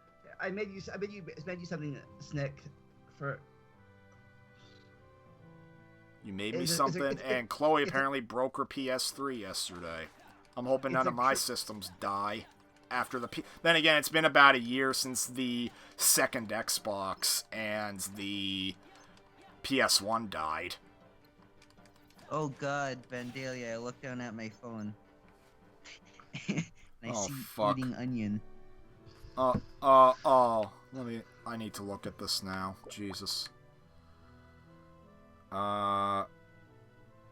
Eating some onions. Oh my god. I don't even like onions. We reference it all the time because of Shrek, but... But I made it for you, so when you have to leave, you can put that up on the screen, so people will know that you're away from the computer. Oh god, you know what? Fine, you want me to put it up? Yeah, let's put it up. Here we go. In Super Mario Odyssey, you could become an onion. Really? Actually, yeah. Many times, actually. So, well, they're not exactly an onion. They're like a weird seed plant thing. But yeah, you could become an onion. Jesus. Alright, now I have to find where I put this image. Alright, and have you watched any of the shitty RPG production streams? Me? Yeah, Yeah. I think you were in for at least one of them. Yeah, I'm not an artist like Game for Us is, but it's my crude form of one. There's Shrekky. There is Shrekky. Now Also, we have to, now we have to make speaking of Shrekky invisible. What'd you Speaking say? of the Speaking of the GameCube controller, I also made the Switch GameCube controller hybrid, like weird. Oh, you Photoshop. did? Speaking of Switch GameCube controller, I actually pre-ordered the controller that they're releasing for Smash Bros. Ultimate. Though I have not pre-ordered Smash Bros. Ultimate yet because I'm still waiting to hear more about the game. And then Chloe says, Le Hang. There's evidence of a story mode inside the trailer. Really? So, Really? yep, there are some scenes with enemies that have, like, you know, Smash Run, how it has enemies. Yeah, like It the had enemies those were types. from the enemies in Smash Run actually did come from Brawl's story mode. Many of them, yeah. Yeah, this And part, plus, there are some scenes of, like, characters doing specific animations only found in story mode. So, yeah, this part right here is sad. Because later he found that play this game, he found out that he barely knew the real life people. He met them a few times, but he was more friends with the data forms than he was the real people. And funny thing is, they actually confirmed the real people will be returning in KH3, and apparently they will be helping with, maybe they would be working to rediscover Roxas, I don't know. photo layers. Nope, it's not in photo layers. Where is it? Announcing Smash Run 2.0. That's a story mode, but yeah, honestly, if they make you work to unlock the majority of the characters, like, that's kind of selling me on it. I'm just hoping that I'm not saying they have to make the requirements ridiculous, but what I want it to be is time consuming. Like, you need to progress. They said that some characters might be locked behind some modes, so I mean, there's that, and there is at least a way for me to get the game cheap at launch, because if I pre-order the game at Best Buy, I'll get $12 off by default, and Smash Ultimate happens to be one of the games that they're giving away $10 gift cards with pre-orders, so technically I would get the game for about $40. ooh. And Mario in the chat saw Incredibles 2 yesterday. Without spoiling, how was it? Because I think I'm gonna see it Tuesday. I am seeing Solo today. That's why I can't stay. So, I don't plan to see Solo. I might. apparently it's people are saying that it's the best out of the modern Star Wars movies. So I've heard that's it was the some people said it was the worst of them. Oh, I've heard the best. I've heard the worst. Yeah, well, a lot of Star yeah, Wars that's- fans that's been were with not everything. going to see Solo just out of protest for Episode 8. Did you not like Episode 8? You like Episode 8? It seems that the majority of us, even like people in the chat, like Episode 8. When I saw it, I thought it was fine, but then I watched some of the videos that bash it, and I can kind of see their point on some things. There are a few things that I think could have been done better, but overall I like Episode 8. So I think what Snick said he hated the forced romance between the two people. Yeah, like, I did say how, like, there's the scene where Finn is trying to suicide charge the big death laser, and then that girl just saves him for no reason and just says, "Oh, we'll win by love." Like, that was, like, not only cliche, but she just doomed what was left of the Resistance by just not letting him destroy that laser. Oh, Jesse, before you go, you have time to make a thumbnail? No. For I only have procrastination. 40% battery. Okay, for procrastination. Well, I'm also leaving to see a movie in a few minutes. Yeah, well, Mario in the chat says that Incredibles 2 is good if you like the first one, so Tuesday I'm gonna go see it. Yay. You're surprised that haven't Solo's not doing too well? Well, it's probably due to the fan backlash, because then again, from what I can tell, a lot of the issues are blown out of proportion by Star Wars fanboys. Honestly, I just haven't seen it marketed that well. Well, yeah, marketing might be I mean, I've seen Well, the advertisements. Really? You think between being a Star Wars movie that people are going to see automatically, and two, being a Disney movie that would be like. I mean, well, not every Disney movie does well. Like, Disney has had a few high-profile bombs, like freaking Mars Needs Moms and John Carter, and The Lone Ranger. Oh, no, speaking of that, hey, I was trying to find the clip where we talked about Frozen in the KHIII Lore podcast episode. Oh, God. Well, that podcast was long, so go have fun. But the whole thing is, like, Disney has made bombs before. Like, even earlier this year, that movie A Wrinkle in Time actually bombed because a lot of fans of the book were rightfully pissed off. Yeah, guess what? My friend Josh went to see it over a movie. I forgot. Oh, no, it was the Black Panther movie. My friend Josh went to go see the Black Panther movie, right? Yeah. But his sister was like, I want to see Disney. I want to see Wrinkle in Time. I saw the trailers and that looked good. Then he was like, no, I just kind of want to see an action movie today, you know? And then she was like, but you aren't, like, you aren't you don't have the philosophy to understand A Wrinkle in Time or whatever. She was a fan of the book, and then they saw it and it sucks. Yeah, because it's not really like the book, and not to mention a lot of people didn't like how there was.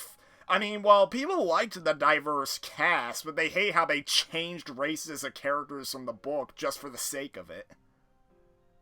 Yeah, how I would explain the movie, because I've seen some of it, I would explain it as a modern Shark Boy and Lava Girl. That's how bad it is. But then Mario has a point. Part of the reason why Solo didn't do so well was just because it had stiff competition from Avengers and Deadpool. Oh, yeah. That too. Like, and I'm happy that Deadpool did well, because that just shows you that Deadpool is still doing great. I mean, there's been 2 movies. When I was little, I would always see people wear Deadpool shirts, and I'd be like, I want to see a Deadpool movie or cartoon. And then I never seen anything about the character until the rated R movie, so... Yeah. What's funny is that the first time I ever saw Deadpool was when I played Marvel Ultimate Alliance, and that game's rated T, so it didn't have all of Deadpool's raunchy humor. In fact, he was a prankster in the game, but he obviously couldn't do all that much. Though I will say but then again, Deadpool doesn't really factor into the plot of the first Ultimate Alliance too much, but then in Ultimate Alliance 2, you first get him as a character when you run into him in the story, and he's a lot more on full display there, but once again, toned down for the T rating. Whoa, wait, what?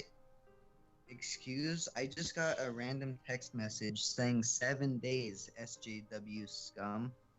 What? That's Pokesaurus in the chat. Wait, no. A text message. Oh. Maybe does Pokesaurus have your number? Yeah, I put it in his yearbook. Oh, then he was putting it in the chat and sending it to you. Yeah, BFG I heard was good, and then freaking Alice and Finding Dory made it. See, Pokesaurus confessed.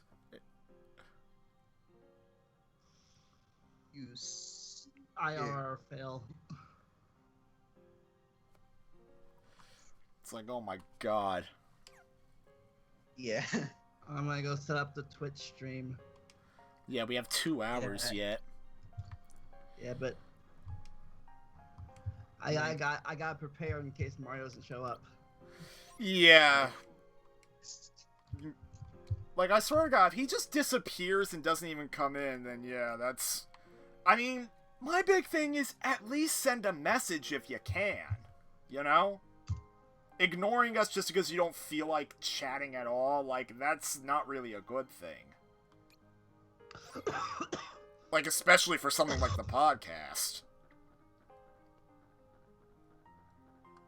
I'm not sure if it's just me and my nature, but I'm a bit lenient towards people. You're a bit lenient towards people? Well, I like being lenient towards people, too. Like, there's one friend of mine that I knew in real life. I always went over to his house, and he was always coming here. But then, after I went to college, his ma and my ma had a bit of a falling out, and I ended up seeing him a lot less. And then when I got to college, I basically never saw him. And the thing is, he never seemed interested in really hanging out with me again after that. Because I guess he just met all new friends in high school, and I was basically replaced. But for years, I was lenient towards him. Like, I was still chatting with him on the phone, and really didn't really pay much attention to how he seemed to be avoiding having in-person meetings with me.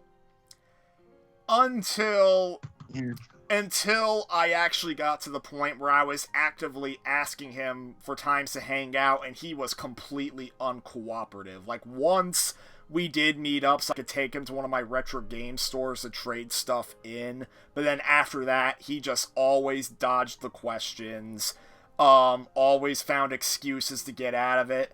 And then the straw that broke the camel's back was when I ran into him at a Target once, and while his dad and his sister were having a full-on conversation with me, he just stood there just silently staring at me with like a disinterested half smile. And just that look on his face kind of broke through to me, and I was like, yeah, it's done. Yeah. It's done. That sucks. I have not spoken to him since. But what'd you say? I've had that with people before, and it's weird, but it's a feeling that I usually get as well, like a feeling that he would get. Like, when you meet somebody that you haven't met in a while, it feels like you're meeting a new person, even though you technically know them. It's weird how it feels. Yeah, But like, I don't think I mean, Mario I'm is lenient doing with that. I think Brandon Mario- because he always has a lot of crap to do. It's Adam I'm a bit more surprised with because he's on more usually. Chloe got. Yeah, an Chloe, accident. I saw she spilled Mountain Dew on her dress. Like, it's funny, my freaking ma in the car today, she spilled cream cheese on her dress for church, and she was trying to get it all off, and she couldn't, so we actually had to pull over so she could clean herself off. Ooh, red. Yeah, I think it's just that I don't really want to bother people, so I actively avoid trying to bother people, even though... Yeah, that's kind of what I did somebody with I that know. one friend I just mentioned. I'm in the middle somewhere. I try to be, at first I try to be, you know, not avoidance, but then if I have to, they're annoying me, then I get more aggressive. I start nice at first, but then I slowly get more aggressive. I mean, I'll tell them the truth if I have to. Be like, hey, can So- you stop poking me, please? Hey, Yeah, stop poking well, me. that's actually Poking kind of me. true. I said stop poking me. You son of a bitch, you poke me again, I'm like, smash your head in this grill right now. Jesus. Then I smash his head in the grill. I told you stop poking me. Whoa. Randalia, this is why you got expelled from kindergarten. Just kidding. I gave him plenty of warning. Did you get expelled from kindergarten? No. No. I never was expelled. I was suspended in 11th grade, but never expelled. I never got suspended. It was a 5-day, like a 5-day suspension. I was afraid I was going to get suspended at one point, but all I got was a call home. I've been called up to the office on many different occasions, some of which I forget and some of which I remember. I think I already said one or two of them in the podcast, or with Adam sometime. But yeah. Yeah. Trying to think, actually, what was I gonna say? I remember in, like, 6th or 7th, probably, I think 6th or 7th grade, a freaking fight, a huge fight broke out in the gym, and it kind of started when I was insulted and freaking middle school Shnick's ego kicked in, and I guess I lost my temper to the point where... Oh my god, Mario in the chat's comment. But I freaking lost my crap to the point where I actually started throwing punches, but me not being an able-bodied fighter, they all missed, and I was quickly slammed dunk. What happened? They're almost done? Okay. But no, the whole thing is, I was quickly freaking slam dunked to the floor while the rest of the fight broke out. Like, everyone was, like, freaking rioting in the gym.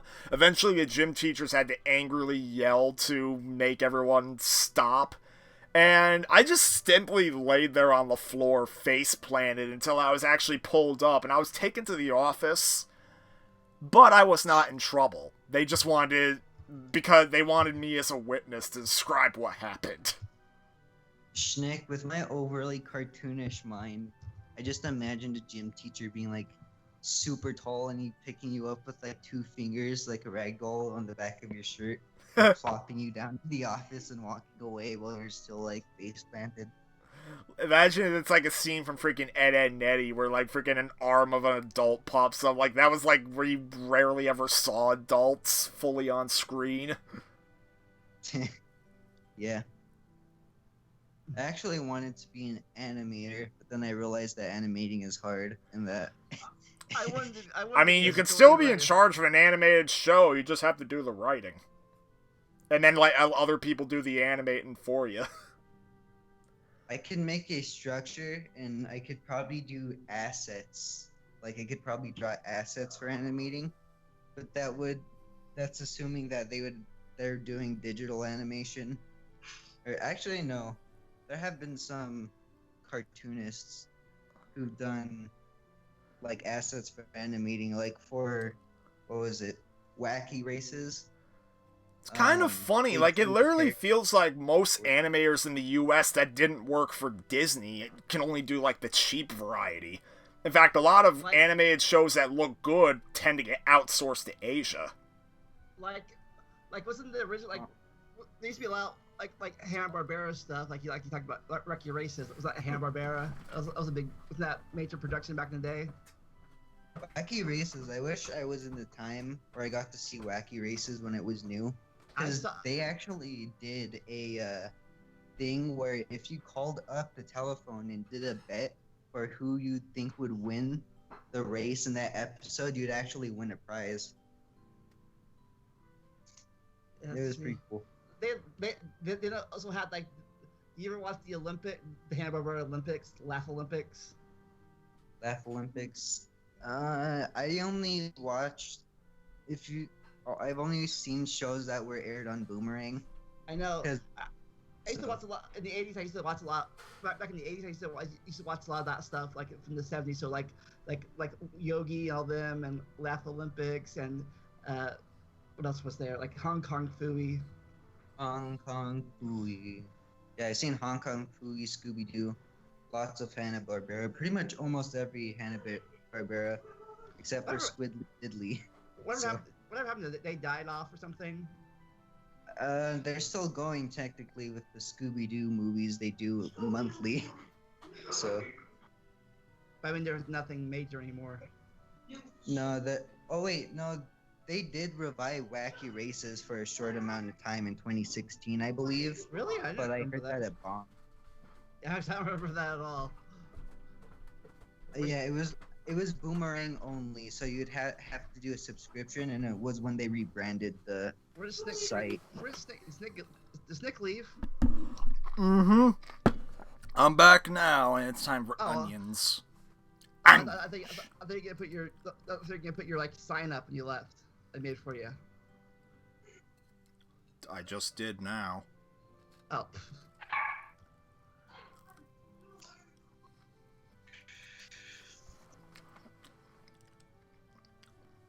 Swear to God, these fries are too chewy.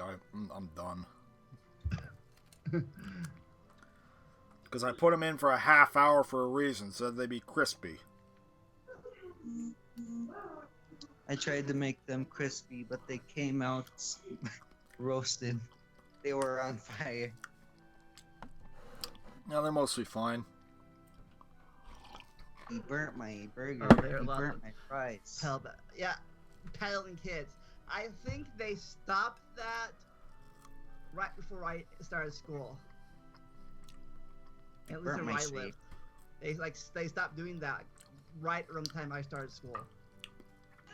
Anyways, like I said, I was only gonna be here for a certain amount of time, so I'm probably gonna leave now. Okay. So, Have fun at your movie.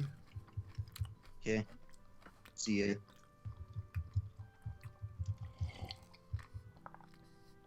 See, Find out. where... I now need to find what shot of the movie you took that image of Shrek from.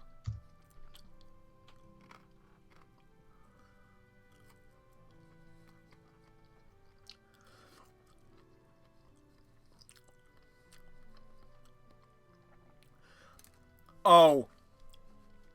I did get more ideas for Shitty RPG 4. I already said DSP was going to be the villain of that game. All I know is I know what the final battle's going to be.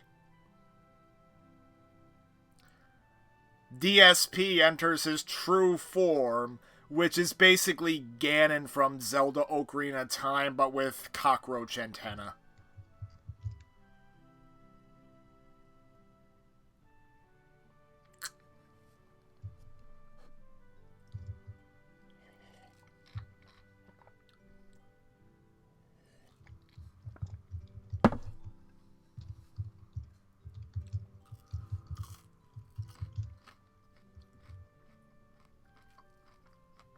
Apparently it's God. It's weird. DSP becomes the true pig roach.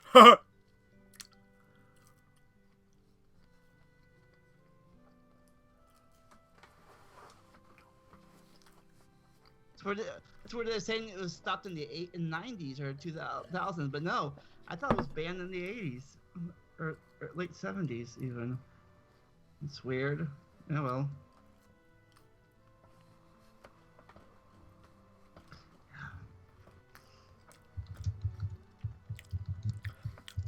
That's when he's talking to Donkey at night about the stars. Yeah. Do you need to find why he has that pissed off look?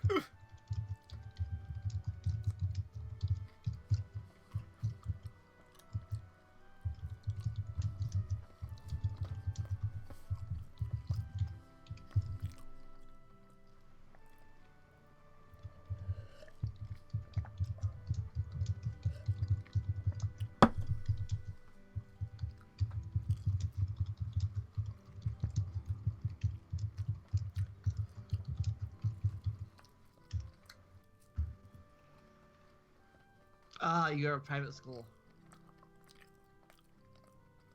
All girls school or co-ed school?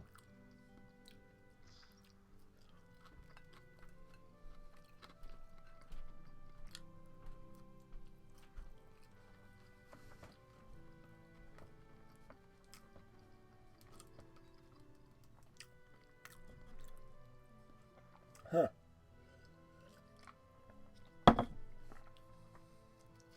Well, see, this thing is really useful.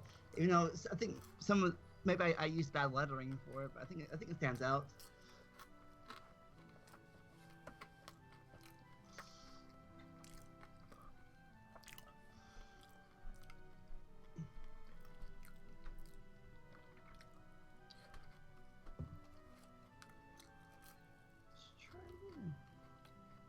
Okay, an hour and a half to go. Let's see.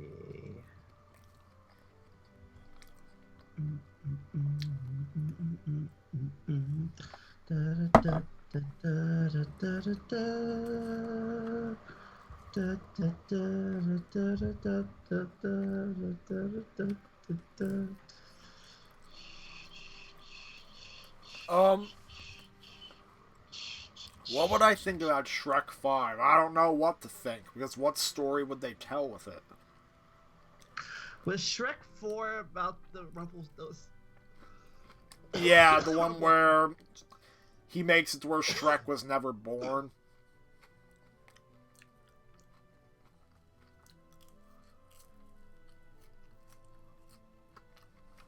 I don't think I've seen. I don't think honestly, I don't think I've ever seen Shrek 2 or 3. I've seen 1 and 4, but I've never seen 2 and 3. I've seen 1, 2, and 3 countless times, but to this day, I have not watched the entirety of 4, despite the fact I own it on Blu-ray.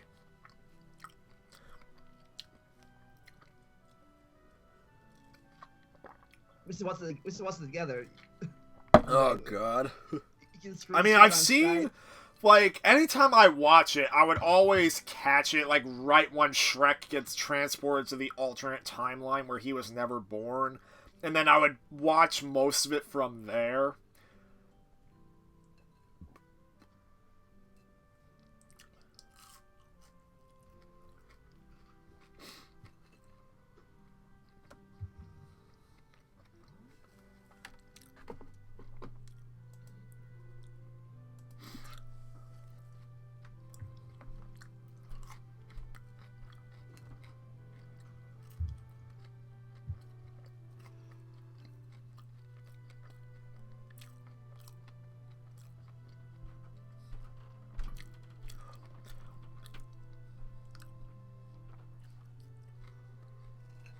I think Shrek 3 and 4 didn't close, made the story to a close.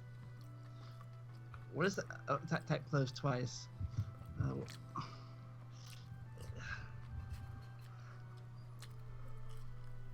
Oh my god. Hang on. No, MarioTube once said something like that, except it made a bit more sense. I play a freaking video of my dog when he was a baby. And MarioTube's response, what the fuck? Is that the baby as a baby?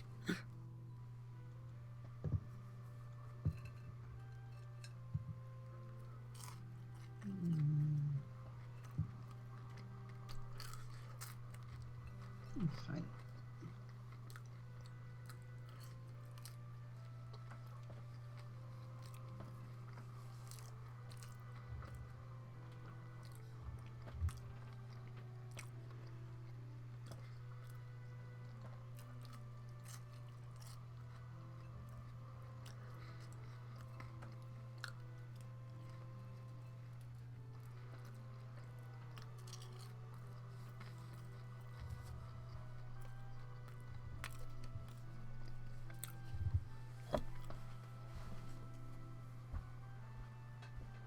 Be back. There it is.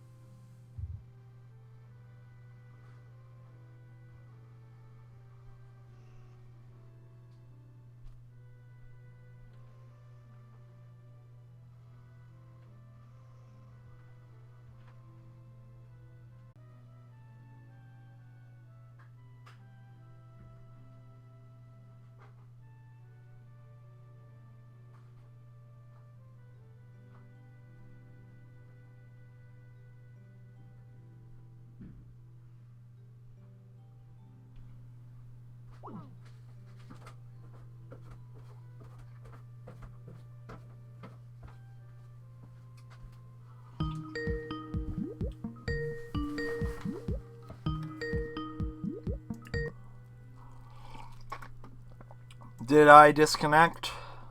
Somebody did. I don't know what happened. Yeah, I was watching your East West joke with Teletubbies. Well, I don't know how it disconnected. It must have been a glitch. So now we can go. Yes, we can continue. Where is it? There it is. Those fries were definitely crispy though, so that's a good thing. Homemade or store bought? Store bought, but I put them in a toaster oven. I made homemade. I meant like store bought. I meant like restaurant bought. No, they're homemade. If you mean me putting them uncooked into a toaster oven. Yeah. Crunchy like an onion, exactly. Fit for an any ogre. Yeah, into that. I made Shnick a "We'll be right back" thing so people know. Yeah, well, like it was up the whole time. Well, almost the whole time.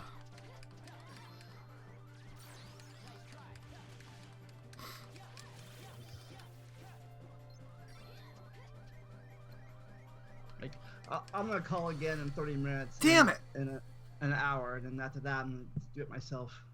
Okay. Oh, so you're leaving? No, I know I met. I'm gonna call him again in 30 minutes, and then at 9 o'clock. Oh, I freaking hate onions. I actually really hate onions. So I swear to God, that's a freaking challenge. If I somehow manage to survive race mode, then I have to freaking eat a real onion, and I'm gonna suffer through that because I hate onions. You like onion rings? No, I do not. You always try that dipped in ketchup. Maybe it'll make it better. Oh, I hate ketchup even more. Chug, never mind then. It's funny, all the foods that freaking Sonic would eat, I hate. Because I hate chili dogs too. Well, more specifically, I hate chili.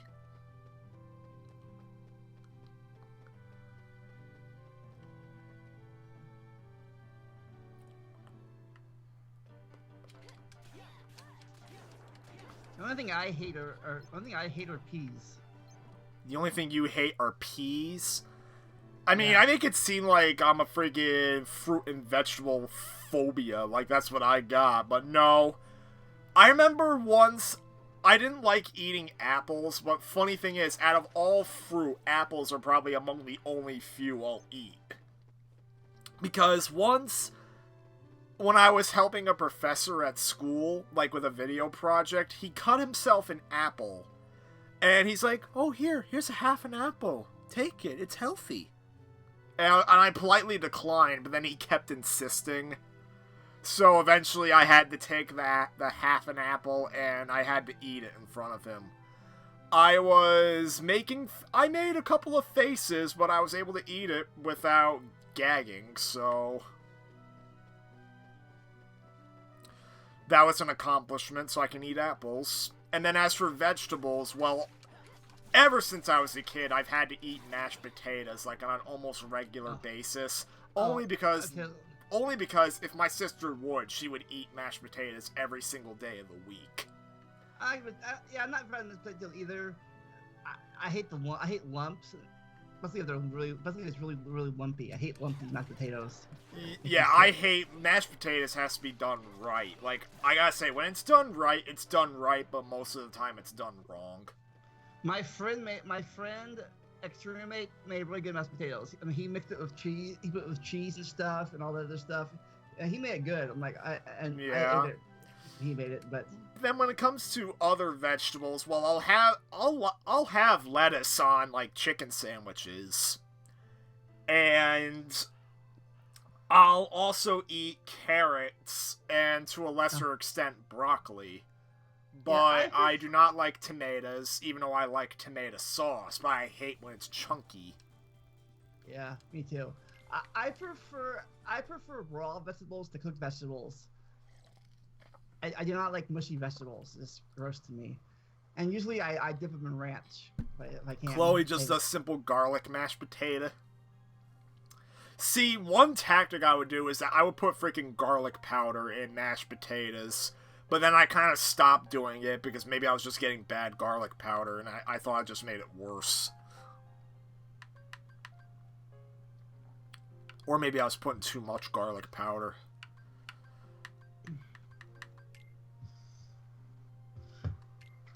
Oh, we have a lot of panels we need to put in.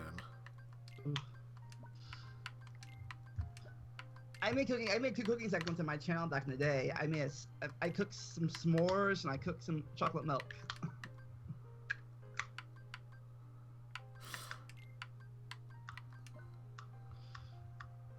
You add garlic salt to the mashed potatoes? Yeah, that's funny. Like, freaking... It's funny because when Psycho Dad had a Q&A, they asked what his favorite food was, and he answered steak and garlic mashed potatoes.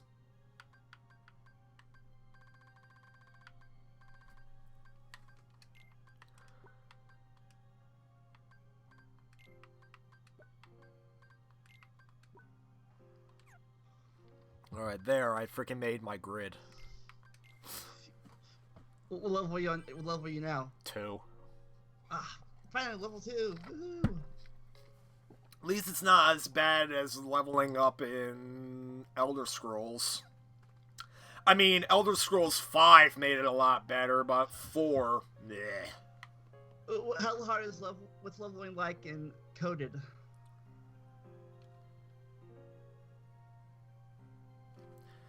You got recommended a making chocolate milk video, and it was funny as you missed the cup and dumped the milk on the floor. Did you make that? Yeah. Oh my god, because I was about to say, because I hate chocolate milk. I wouldn't make chocolate milk.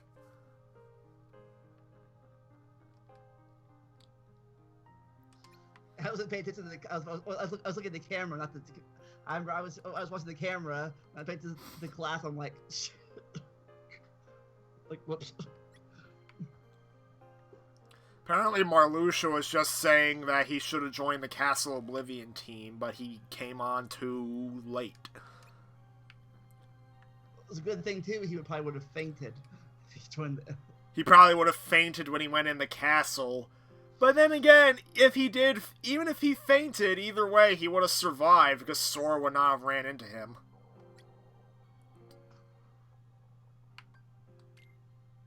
And he would not have died with the rest of them.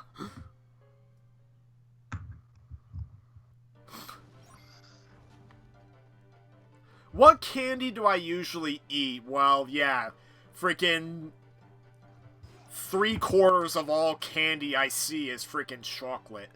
Probably some of the only candies I eat are freaking Wonka candies, like Nerds, Laffy Taffies, what else they got? Gobstoppers. Fruit-flavored stuff is what I usually have.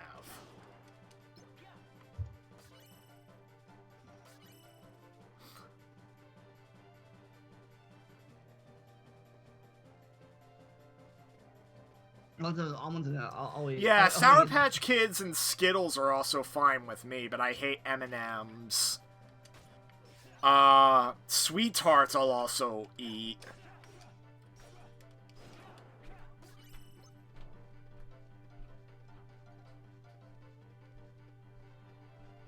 Do I sneak in candy bars in the movies? No, I do not.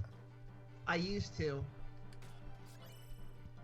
Back when I was poor. Don't eat sugarless gummy bears because they'll give you diarrhea. Well, I don't really eat gummy candy that much.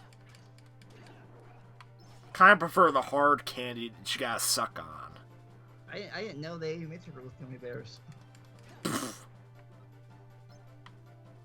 Not to mention, I think sugarless candy would overall just make you nauseous.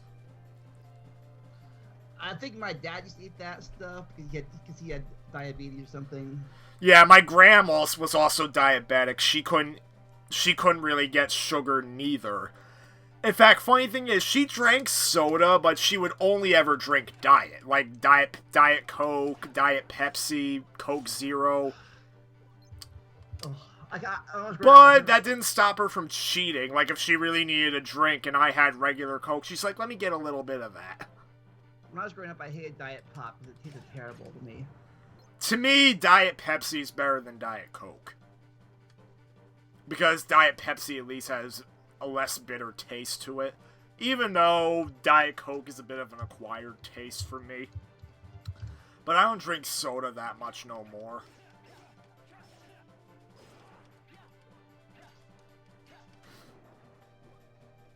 I mean, it's a good thing I don't have a very good sweet tooth, because if I do ever get diabetic, that means I'm not going to be sorry to lose candy.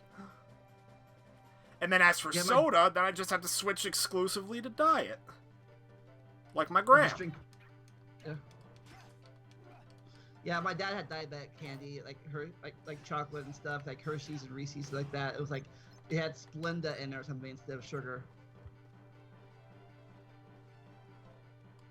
It was made with equal with Splenda instead of sugar, so. What the fuck?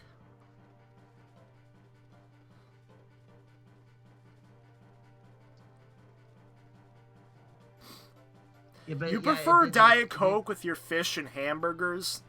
Yeah, I can see that. Yeah, but Chloe was right. It did make you, if you ate too much of it, it did make you go to the bathroom. I remember, to get a bit graphic, I remember they had a TCBY ice cream place in my mall, which is now a gelato shop. They had rainbow flavor ice cream, which was basically vanilla ice cream with a whole bunch of color dyes thrown in. To get a bit graphic, anytime I had to go number 2, the result I would see would be a different color. Anytime I had the rainbow ice cream. It's as if the color dye seeped in. Have you ever done the Pepsi Coke taste test thing? You mean pouring a can of Coke and a can of Pepsi into the same cup? No, I meant tasting different drink. I know the difference between Coke and Pepsi pretty well. To me, Pepsi is a lot more sugary.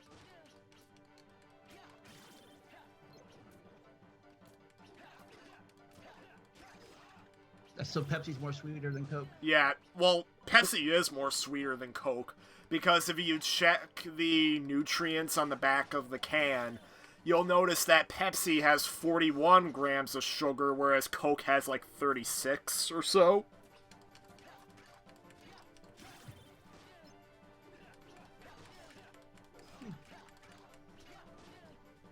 Okay. Yeah. Let's go make some old Coke with cocaine in it. Oh, fuck. Alright, well, we completed the mission, and I have no idea how to set shortcuts. At least the basic. You found mission. Coke is more bubbly than Pepsi? Huh. That might be true, actually. Let's kill some more Heartless. Never mind. I just need to find out how to set a shortcut. Probably from the menu at the hub. Like, hey Marluxia, you're gonna die soon. A powerful enemy is near. Oh god. And I've up. Oh, this thing. This fuckhead. I'm probably too under-leveled for this guy. Actually, no, I can freaking just guard. You like Cherry Coke and Pepsi better than... Yeah, it's funny. Between everyone in my household, only me and my ma like Cherry, because I'll drink Cherry. Yeah, I like Cherry Coke too. I thought about buying some today, but I went with Mountain Dew instead. I also like vanilla. Without vanilla, you got no pie.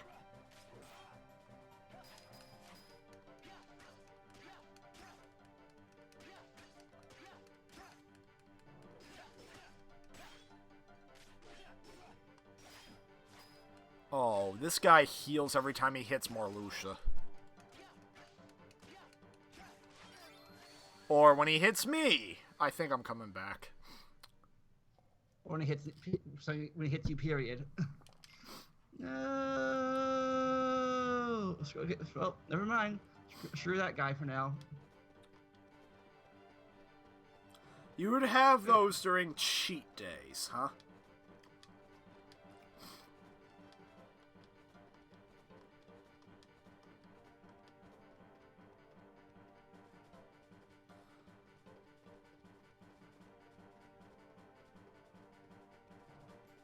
I don't even remember where the portal is. I'm such an idiot. Oh, there it is. Gotta go. See you, Chloe. Bye. See you next time. Orange Fanta is good. It's funny because the original commercials I would always watch in the freaking movie theater pronounced it as Fanta. And then if we get freaking DSP pronouncing it as Fanta. Then again, DSP is the only person on the face of the earth that I've seen who pronounces Patreon as Patreon.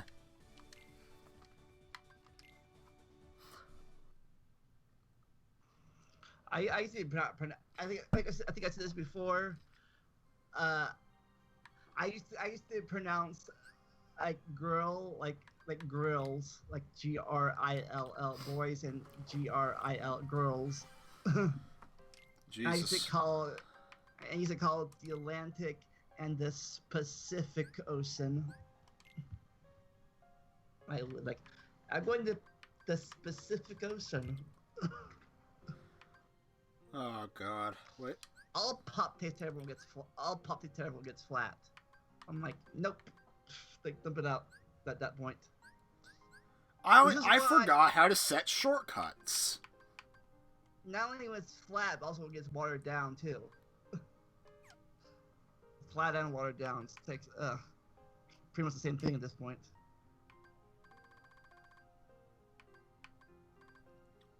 If it's not fizzy, it's no good in my opinion. Oh wait.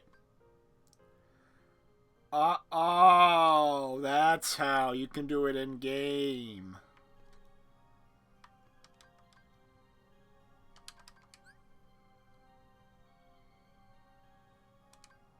There we go. I set us a shortcut. Ha ha.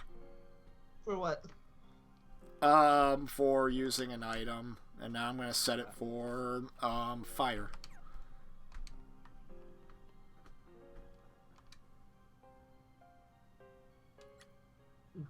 I think we're about almost ready to meet our girlfriend.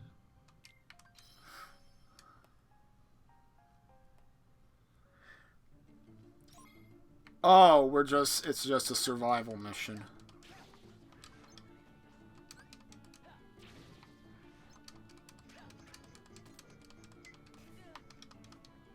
How long can you survive for a minute? Let's find out.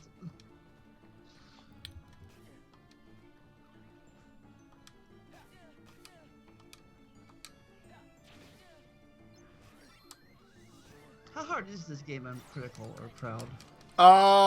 It's fairly hard, but I beat it on hard before. When I ever get to this game, I'm gonna do it so I can do it. I'm gonna try to do it on hard mode if I play it. Hopefully, by the time I get to Birth by Sleep, I'll be able to. Oh my God! So some kid was kicking your chair in the theater, but you were engaged enough in the movie to where you didn't notice. Luckily, the movie theaters that we go to now, where I live, they're more of like step things. There's nobody behind you anymore. There's an alleyway, and there's no way to kick and it's like steps. There's no way to kick your chair in front of you anymore, or be blocked. Yeah, they reboot the theaters. Huh.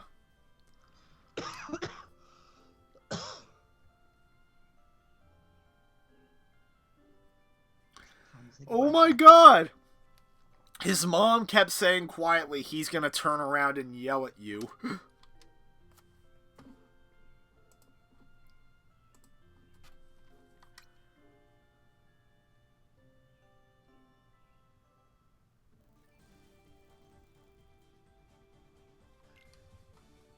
we have recliners at our theaters now. Do you? At one theater near my school, they put them in, and they even give you, like, little tables to put your crap on them.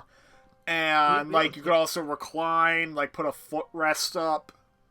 We don't have tables yet. We just have our seats just recline a bit. Oh, yeah, we have drink holders that got tables. I mean, that's if tables. I guess tables are good if you actually get like real like food. Like they actually sell food at our thing, like hot dogs, you know, and nachos and hamburgers and fries. I'm like that's weird. Huh. Because I'm hungry enough to get it, but yeah, usually I just get candy. But I never got the hot dogs or nachos. I never got nachos or hot dogs for a movie.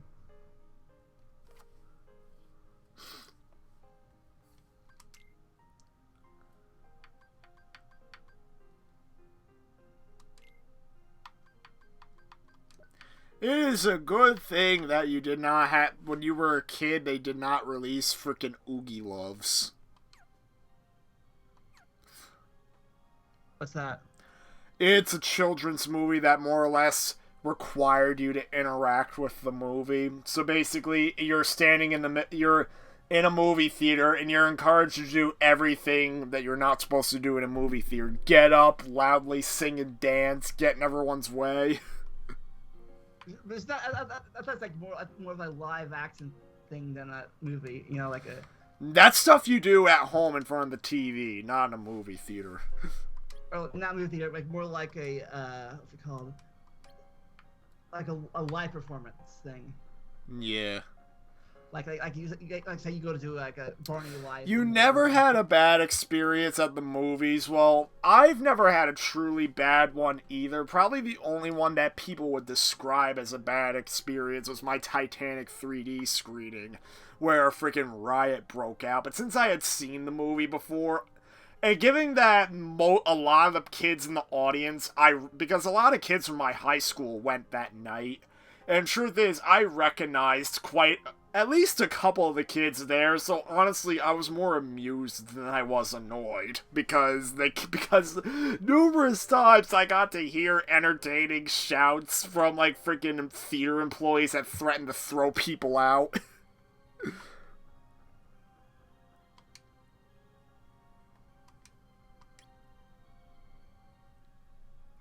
I've only had 3 memorable movie experiences. I remember one was Gremlins, where I freaked out in the middle of the movie. I had to leave because I was scared to death. Gremlins, I saw Gremlins when I was 4. It scared the heck out of me. I freaked out, so I left. It didn't take me out. The other one. Okay, OBS disconnected briefly. Somebody microwaving? No. I remember one particularly miserable, not a miserable experience, but one time when I went to go see freaking Skyfall, a James Bond movie, notably the first one I saw in theaters.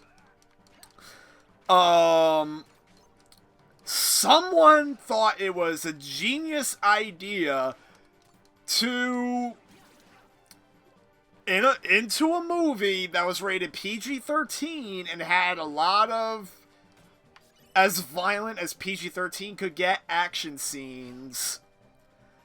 And someone thought it was a good idea to bring a baby with them to the movie. And the baby kept crying throughout the movie.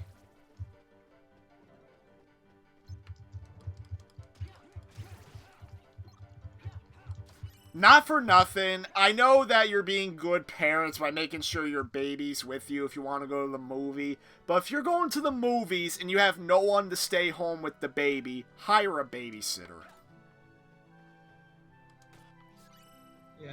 Yeah.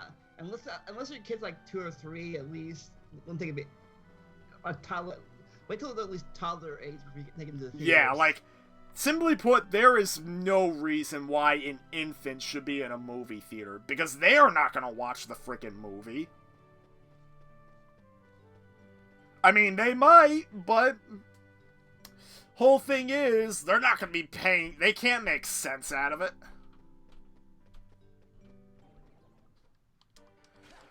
You went to go see Non-Stop and some kid kept crying.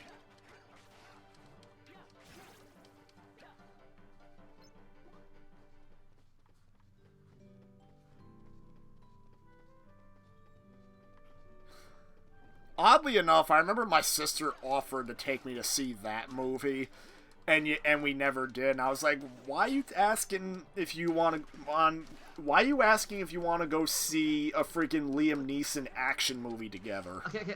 I understand that. But the dad was complaining that his kid was crying. What? I swear to God, that's gonna be my new tradition. Anytime I'm entertained by a response, I am gonna do the freaking Bob laugh. Like, my kid was crying this whole time. He enjoyed the movie, so I want a refund. Like, sir, wait, take your kid to see a R-rated movie. Well, Non-Stop is rated PG-13. I know, still like, it was a trick. Really would not have wanted to see a baby being brought into a Deadpool screening. Like I said, I saw a toddler being brought to Pass with the Cry, so I'm like, what the fuck? I mean, toddlers and, like, kids all the way up to, like, 7 years old could throw crying fits. Oh, your local theater has a freaking daycare? Oh my God, freaking movie theaters need to do that then. Looks like we have a daycare theater. To our movie theater was a little small arcade. like here, kids, here's our arcade system. Have fun. Like that was our daycare center. Because I do remember at the Aurora, Colorado shooting during a screening of The Dark Knight Rises, apparently 2 of the people in the theater had brought a baby with them. And when people heard that story, they were like, oh, thankfully the baby isn't her. But then they stepped back and they thought to themselves, why was a baby brought into a screening for The Dark Knight Rises?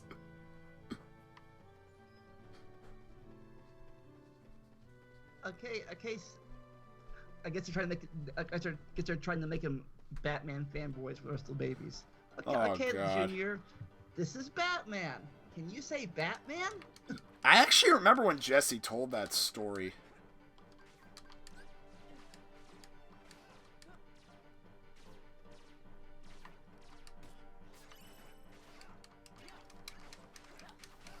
Ugh.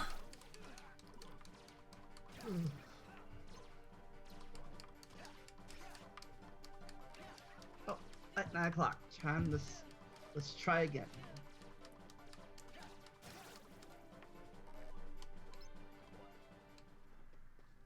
You're trying Mario Tube again? When's the last time you're going to try it? 9:30 or 9:45? 9:30. Oh my God! Black Nerd mentioned that someone brought a baby to it. I guess the parents thought it would be a funny family comedy about a creepy-ass clown.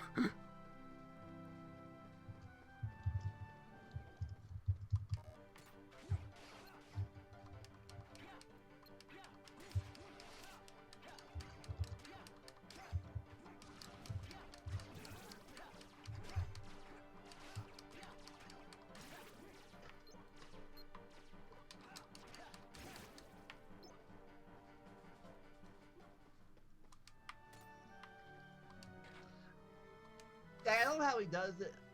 Think of editing and stuff. Like sometimes when he edits, he like in the thing he makes my voice louder, but the video softer.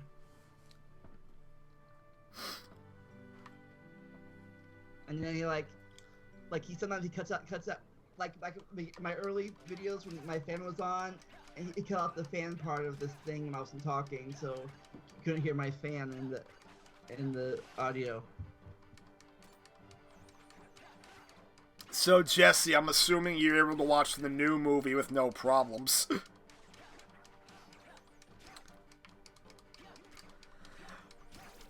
Excuse me, hey, do you have Prince Albert in a can? You do? Well, you better let the poor guy out. Up, up, up, up.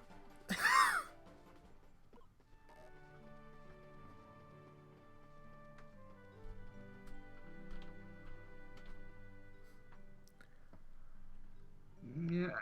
The movie's fine now, I think, but God, I still have a little, not say phobia, but I'm still around clowns. You don't? I'll tell you this much. When my mom found out that I saw the movie, she's like, why were you going to see that spooky movie? Do you know how much your sister's afraid of clowns? I don't say I'm scared of clowns. I'm just like, ick. Yeah, I will say that I've never watched the entirety of the miniseries. I only saw the movie, but simply because the movie was allowed to show a lot more of the graphic stuff from the book, I think the movie's better in that regard. Yeah. But yeah, I like. It's funny when Ronald comes around. I'm like, ick, gross. I kind of tense up when Ronald McDonald's around at work. I'm like, ew. Don't touch me.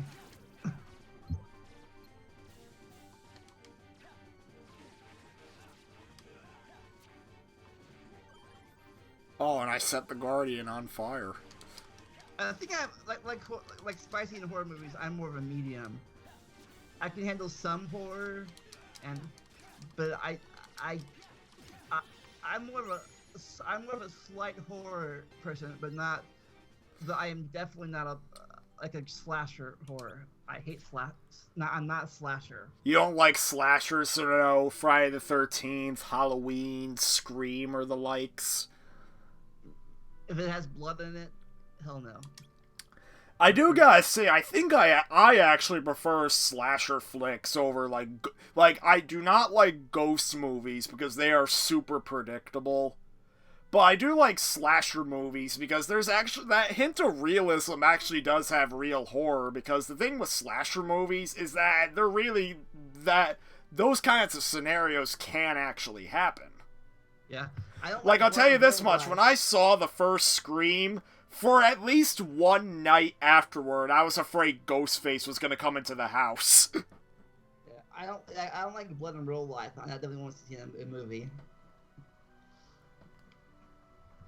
If I get cut, I get a Band-Aid right away. I'm like, I don't like. Nope, Band-Aid. And Jesse says that he finds the original Halloween to be the best slasher. So in that case, do you think the new one's gonna be any good, or is it gonna be as trash as the rest of them?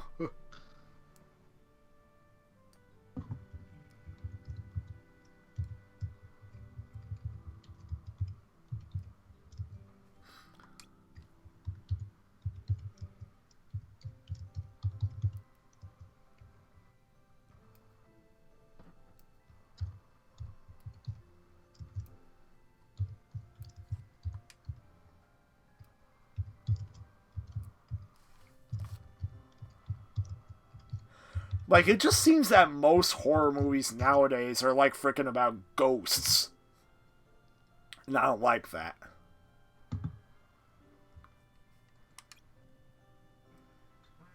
Ha ha! Your friggin' Skype message!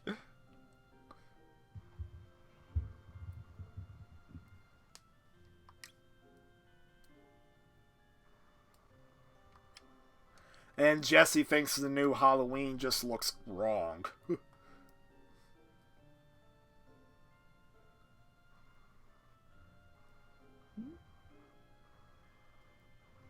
I mean, some people claim that part of what made Michael Myers work in the original movie is the fact that there's a lot of mystery surrounding what he does. But then, and that's why people thought the sequels ruined it, because they established, oh, Michael Myers is freaking Laurie's brother, so he's doing his murderous rampage just to kill her, like he killed the rest of his family. And people thought that took a lot of the mystery out of it, except the new movie is actually getting rid of that explanation. Like they're bringing the mystery back to it. In fact, even in the trailer, Like, one character even asks, isn't she supposed to be his isn't she supposed to be his sister or something? And then Laurie's granddaughter is like, no, that's just a myth people made up. So they retconned that out. Yeah, they retconned it. I don't know. It seems that the Halloween movies always retcon themselves. Give Friday the 13th and Nightmare on Elm Street some credit. At least they maintain a basic continuity. You know, it was like weird sometimes. Like, yeah. Going to space and hell and Manhattan. Going to space, going to hell, Freddy and Jason fighting each other.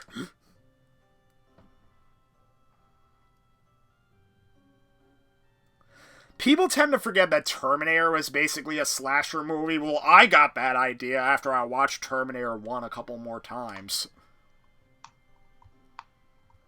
In fact, if you consider the first Terminator a slasher movie, then that makes the original Terminator one the very few horror movie villains to actually use guns. Yeah, I think 2 is more of a comedy movie. No, 2 is more of an action movie. Oh, action. I thought it was more comedy than action. No, well, 2 is more of an action movie because it's Terminator versus Terminator, so it's a bit more of an equal playing field.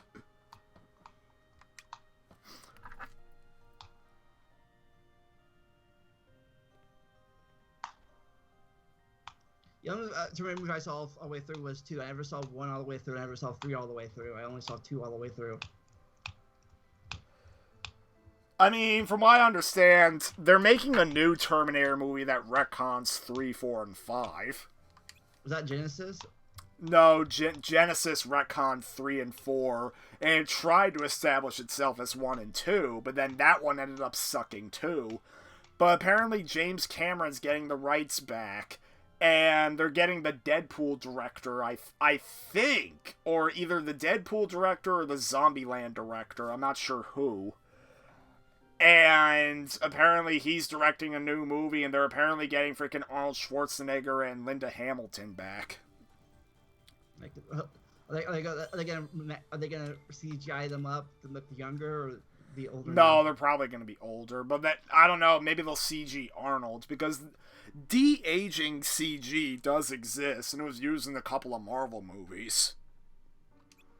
Yeah, like the Guardians of the Galaxy 2. Yeah, in Ant-Man, they de-aged Michael Douglas, and then Guardians of the Galaxy 2, they de-aged Kurt Russell. And I gotta say, the de-aging technology they used looks really good, because, like, when I saw Guardians of the... I don't remember Michael Douglas that much from Ant-Man, but when I saw Kurt Russell looking young in Guardians of the Galaxy, it looked like I was looking at 1980s Kurt Russell in a 2010s movie.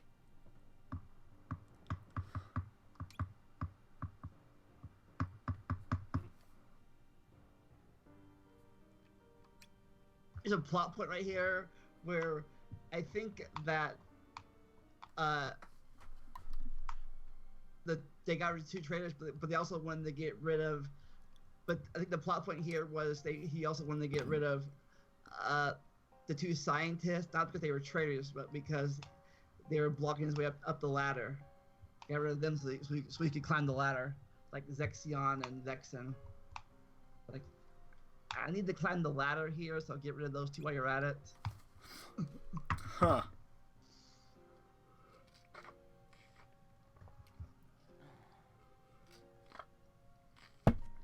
Oh my god, he's going on about the ice cream stick now.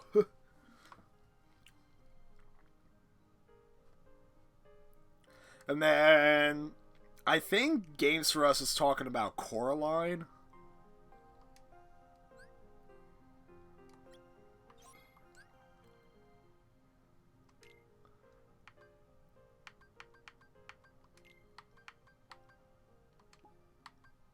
Oh, link. Now we can link panels. Yes, we can. Look at that. We.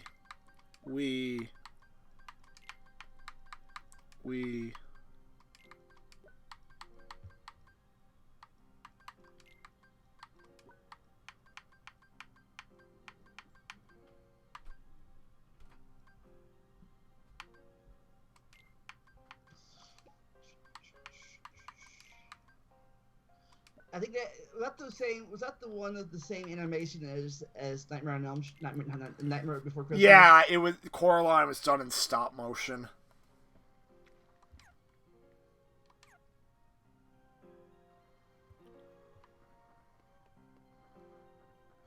Like they call it like claymation.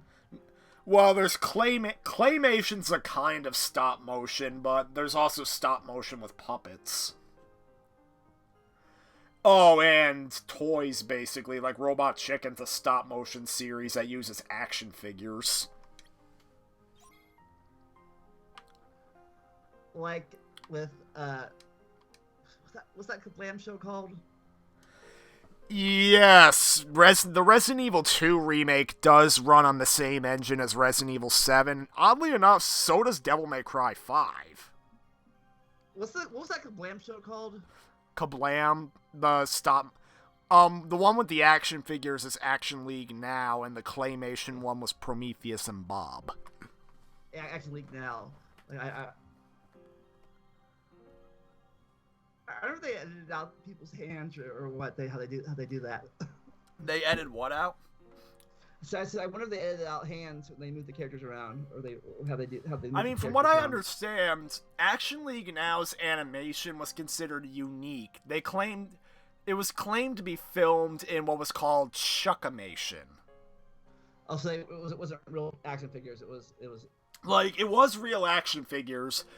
Basically, what Chuckimation was primarily they would use very limited stop motion. They would mostly do live action. Like, they would control the action figures, like, using their hands, but then hiding the hands from the camera. As well as a whole bunch of live action. And they would also use very limited stop motion. But what the name comes from is how they would oftentimes just throw the toys at whatever they needed to do. Like, say, for instance, they were, like, chucked out the window. They would literally just film a shot of them throwing the toy out the window, maybe getting run over by a car.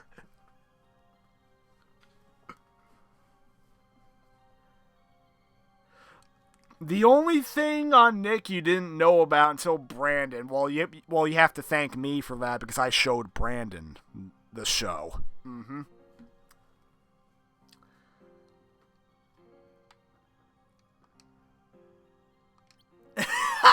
Mario in the chat got it right. That's what the logo was.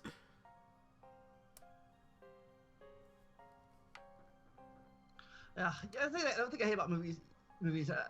That I don't mind about being late. That's the thing about movies I hate. I don't mind. I don't mind being late for movies because I can be like 10 minutes late to a movie and still not miss it. You know, like I'm only 10 minutes late. I'm good. A few minutes late, because even if you're on time, you just like 10 minutes of previews you need to sit through. If you care about it, I'm like whatever. Ugh. I go to the bathroom or in the movies or get in line for a drink or whatever or food because like the actual movie don't start to like 10-20 minutes to the movie start after the movie's official start time. You know, like movie starting now, 20 minutes of previews later. Now the movie's starting. How long are previews in your movie theaters? Previews, well, when I was a kid, they used to just play radio songs before the movie was actually supposed to begin. Oh, you remember one of the Action League Now shorts being shown with Good Burger? Oh my god. But now the whole thing is, when I was a kid, oh hi Sparrow, when I was a kid, they would just play songs from the radio before the movie showtime actually passed. And then once the movie showtime actually passed, we would get maybe 15-20 minutes of previews. Nowadays, they do a whole bunch of preliminary previews before the movie showtime begins, and then they do the basic 15 minutes of previews. Off topic real fast. I think this is the girl that's the new KHIII in Kingdom Hearts 3, I think. Alison Stoner. Sparrow, I bet you want to throw your stream buffering into Brandon's bag of bullshit. Now, Vandalia, quick question. Do the character models look too skinny? I'm not sure. Maybe. Because I feel like I have to change this. I think it's just the. I think it's you. I think it's just the way they designed it.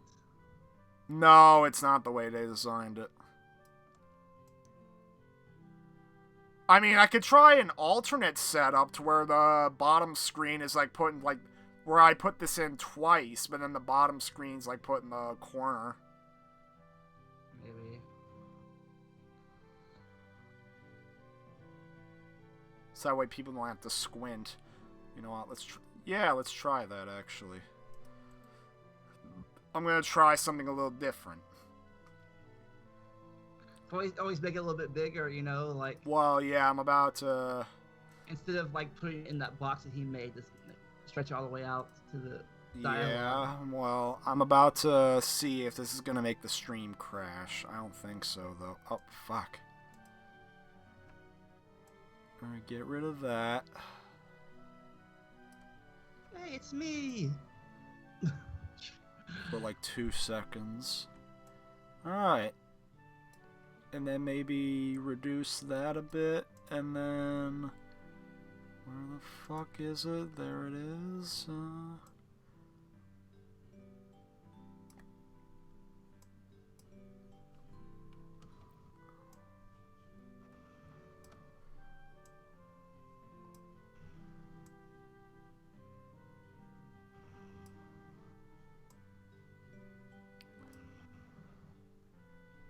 How's that look? Much better?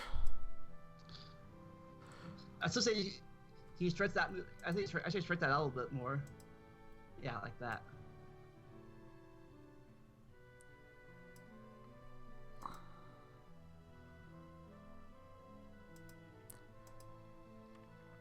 I don't have a problem with the way it was before. But this way the screen's a bit more visible. Yeah. Make it bigger. You don't need to fit it in the thing. I could go all the way to the edge of the screen.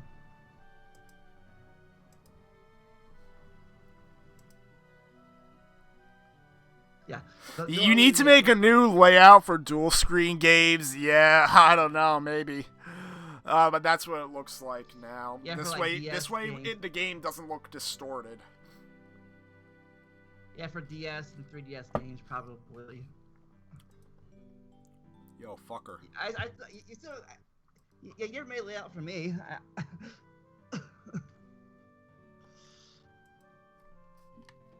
All right, let's go. Back to action. Backslash.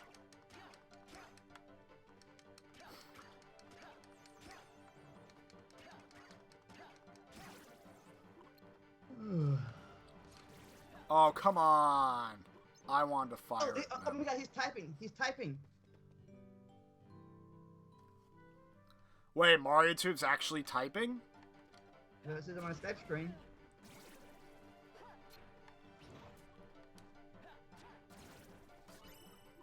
Oh, he's he's coming. Ha! So we get to talk to him about work ethic. Well, not really. We're not going to lecture him, but still. We only propose, like, freaking having him work on stuff faster because he can't be doing this crap in the workforce. Oh my god, he's here. Hang! Hang! Hang! Oh, what'd you miss? You missed me trying out a new layout and me putting in a new card that says I'll be right back. Which has Shrek on the fucking card, and it says that I'm on an onion break, even though I hate onions. I made it for him. Yeah, he made it for me, see? And then the chat's still popping up. At least it should be.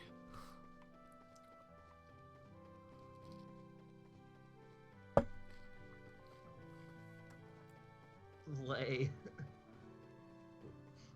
Lay. Both of us need to do the Harng. We got the Mario Tube awake. Oh, yeah, find something new. Eliminate the poison plant.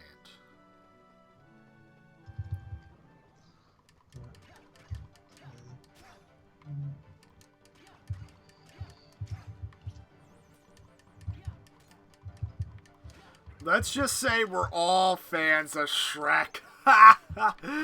All because of what Shrek on Xbox did.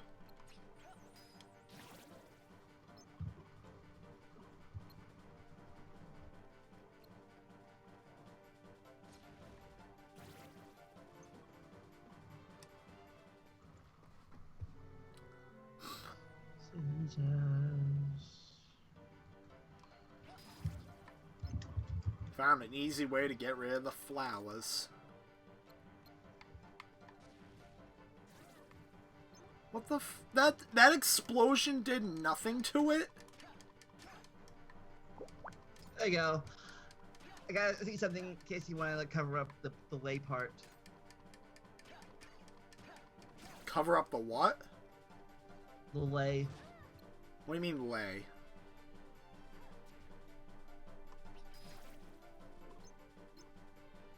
What do you mean lay? Look above the second screen.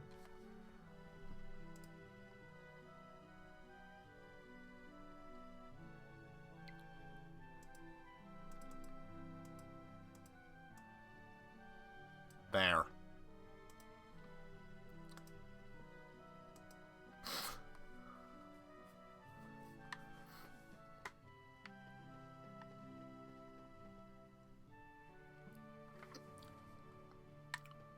That works too.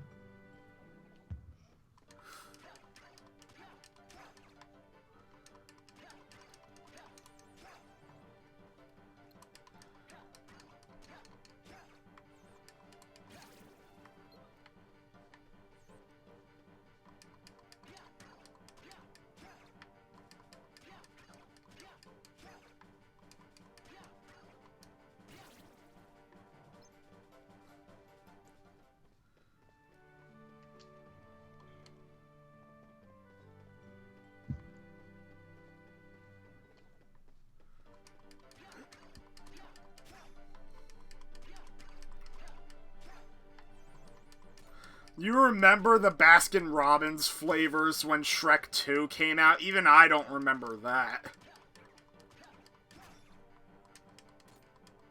I don't think I ate Baskin Robbins since the I think I ate Baskin Robbins I was like in the early 90s or late 80s. I'm pretty sure I had Baskin-Robbins fairly recently. All I remember is last time I remember going, it was with my ma and we were in Florida.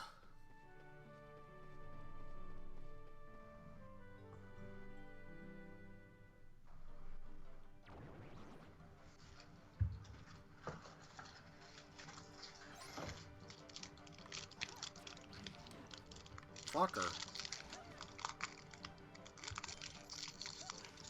Oh, fuck. Unblockable. Giant flower.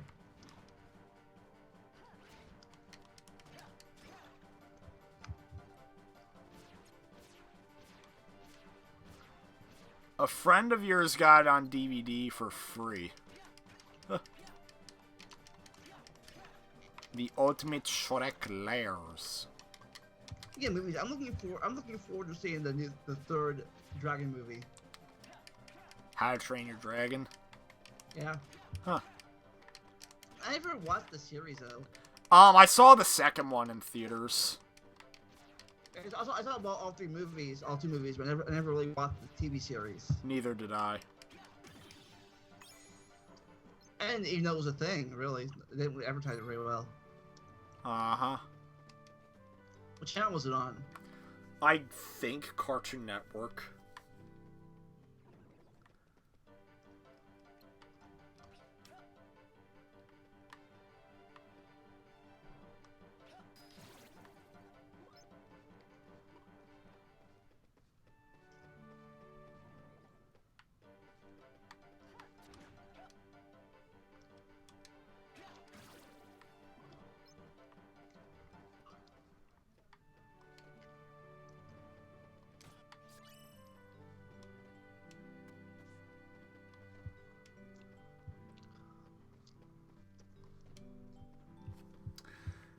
Did you see the ending with Donkey's kids in the theater? I did not, but I did have a very similar experience to you.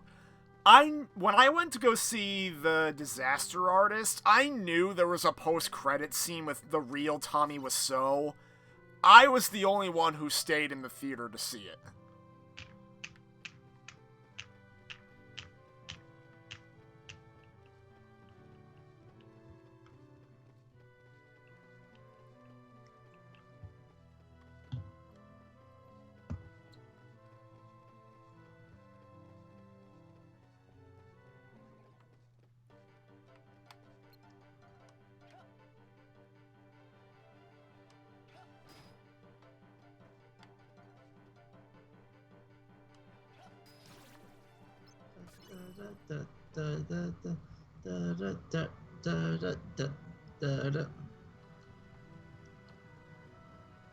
Come on, Shion, do something.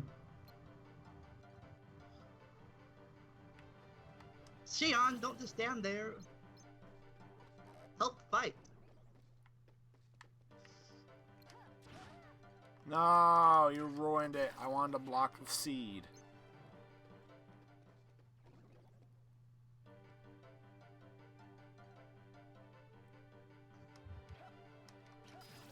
Nice.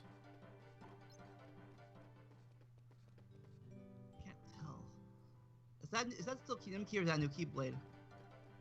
It's a new key. Ooh, which one is it now? I have no idea. I don't know the names of any of the keys in this game. I could probably tell if I see it, if I can see it. Be full screen it, I can tell.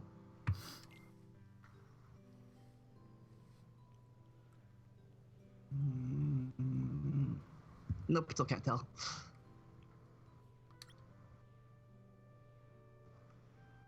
Let's see. See, I know the Kingdom Key, the Oblivion, the Oath Keeper, the Star Seeker.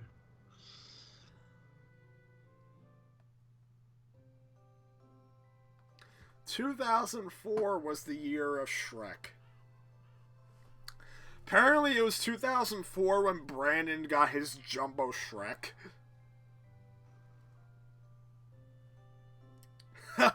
His mom apparently got it from a Blockbuster. Freaking Jumbo Shrek is like a freaking mascot for our channel at this point. I could not do this. I cannot take my hand up. I cannot sit over a big wall like that. I'd be freaking scared to death. I hate heights. I cannot do that. I'd be like, okay, I'm gonna dangle over this tall clock tower.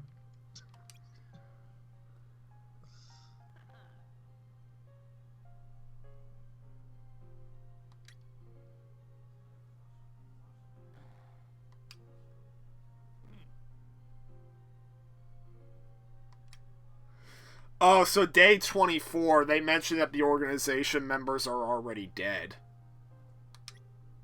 So this probably takes place after after Vexen starts that. I think Vexen's first one to die I think. But they mentioned that all of them are dead. They even think Axel's dead. And yes, I know that Shrek on Xbox mentions Todd McFarlane as the character designer.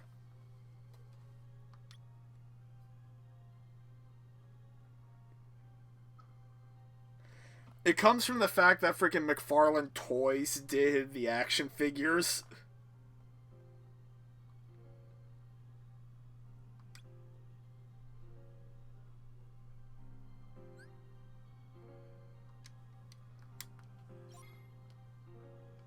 The same company that did the toys for Austin Powers.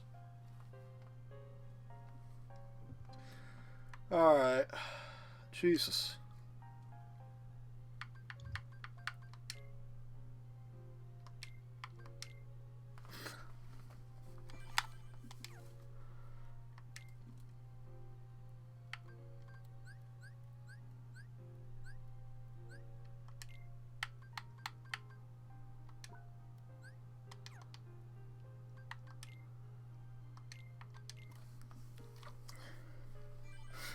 There we go.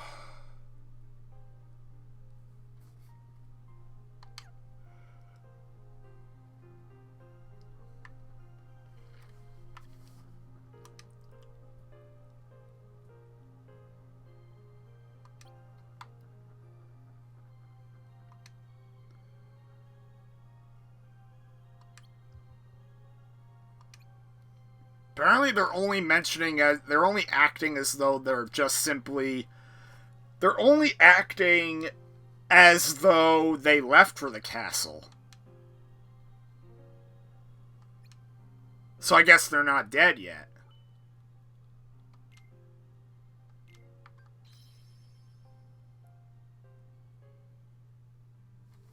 Yep.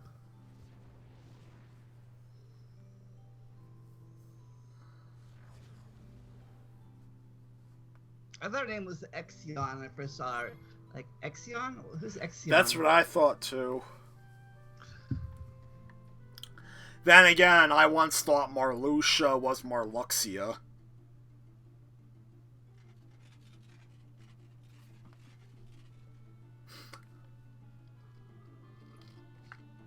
Of course, Mike Myers probably associates himself with Smash Mouth.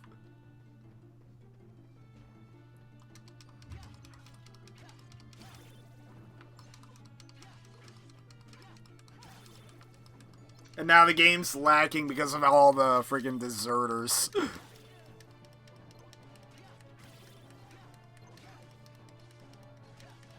Ha!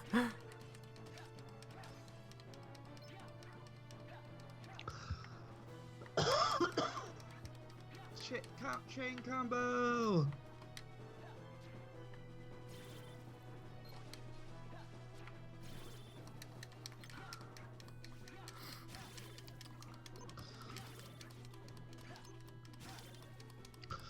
I when I heard Kids of America during Clueless.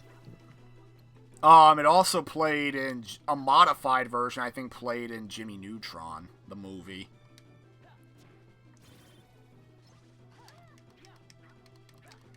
You know what's funny?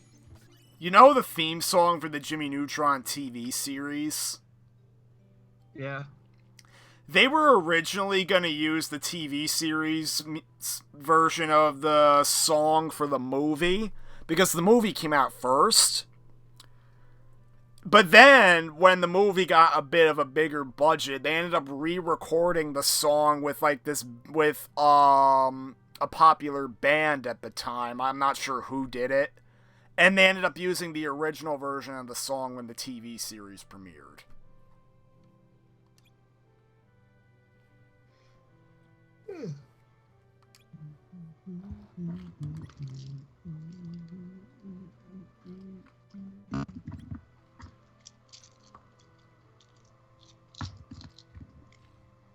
Apparently, Kids in America was also in the Digimon movie. Oh, God. Yeah, I remember that.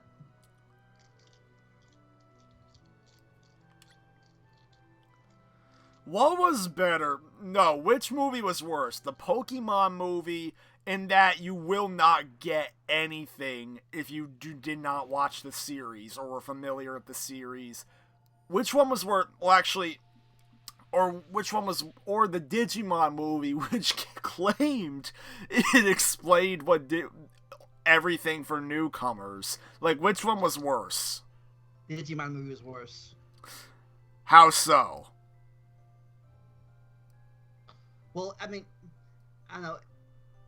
I guess the Digimon movie is good if you don't know three separate movies. You know, and you don't know they cut stuff out of it. You know, you don't know they heavily edited the movie to make sense. It's fine, but if knowing that, it's a lot worse than the Pokemon movie. At least Pokemon movie keeps up the plot. Huh. The Pokemon movie is better than the Digimon movie. At least the American Digimon movie. Yeah, well, yeah, the American Digimon movie had a lot of shit put into it.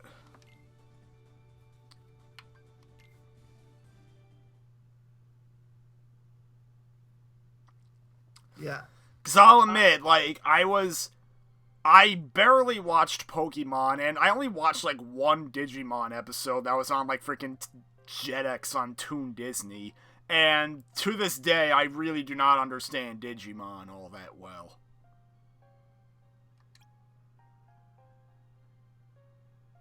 Not at all. They're computer monsters. Basically all it is. They're monsters in the computer. Okay. That's all there is to it, really. Basically, they're computer monsters. They're digital monsters. Ah, That's really all there. That's to explain, really. I swear to God, freaking Brand. Now I feel like I had an angry grandpa prank pulled at me, but no, Brandon did the best freaking prank, where he on April Fool's Day, he pretended did a goodbye stream pretending he was going to be deleting his channel, but only because he had made similar speeches like that before, I actually believed him. I ended up messaging him several times throughout the day, like, why are you deleting your channel? Why are you deleting your channel? And then I took one look. No, I should have looked at the date. But then I look at your freaking chat message saying, assuming this is an April Fool's joke. And then the moment I saw your comment, I was like, wait a fuck. And I was like, oh, god damn it. And then the moment I get in the call with him, I start quoting Angry Grandpa in front of him. I'm like, I'm gonna kill your fat motherfucking ass with a baseball bat, you fat. And then he started laughing. Because he recognized the reference. It came from the Angry Grandpa Walking Dead prank.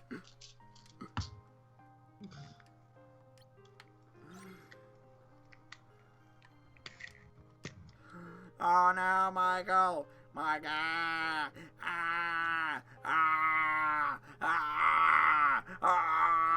I got him! I wanna die! I wanna die! I wanna die!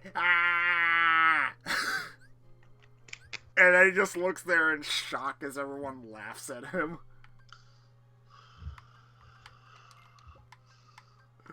Goddamn. What is that keyblade? Looks familiar. Oh. Maybe it tells you in your panels. It just tells you the gear you equip. Sure, to tell you what keyblade it is. Oh, now we have to fight Darkseid. Darkseid Phil. Oh yeah. I wonder if you can put that in your Darkseid Phil video. Have a dark side of his face over it. Huh. Like a Darkseid Phil. I don't know why I keep rewatching the Hitler moment, though, where freaking DSP's face is over Hey Arnold's version of Hitler, and then Grandpa Phil beats him up.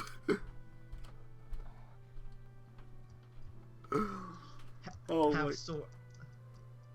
Hey, Doctor's like, hey, you're good looking.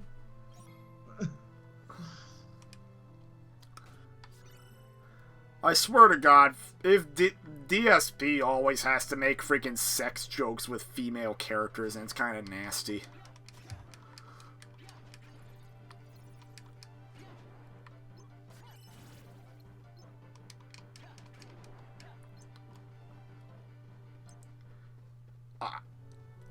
I know he played KH1 and KH2.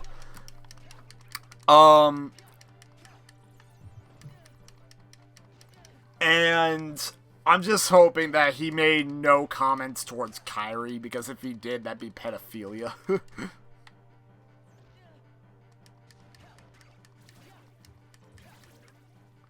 DSP doesn't know how to shoot in GTA, exactly. I made a KHIII joke in my Let's Play, but I was playing as Sora. Yeah, if you did in Sora's voice, that's probably fine. Like, and you, I don't know. Then I had KHIII reject them, like, be like, hey, how about you and me? You want to get together? She's like, ew, gross. Huh. Then Mario to add a rejected sprite on there with the Price is Right music. Wait, The Price is Right. Don't you mean the music? Isn't it? Boom, boom, boom, boom, bing, that? No. What kind of the loser music? So was that the one I just did, or is that... Maybe. I think it's more like buzzard sound.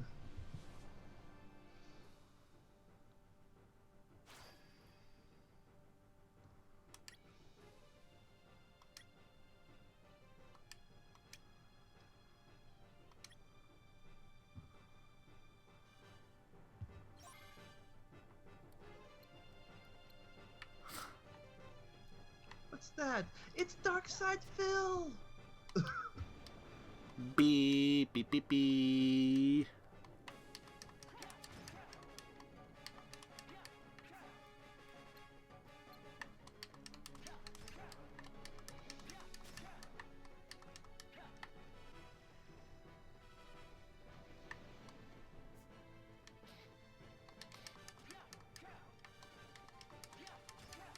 Why do movies always try to make fun of the Matrix? I don't know why, but kind of ripping off the Matrix, that kind of joke kind of died. Like, I don't really see it much anymore.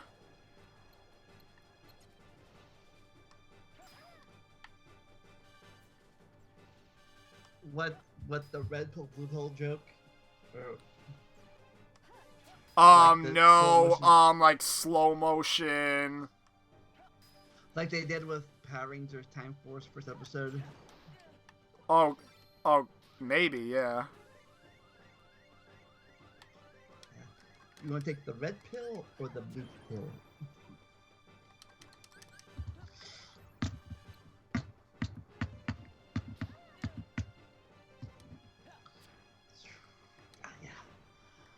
Yeah, I want to see his face on this guy.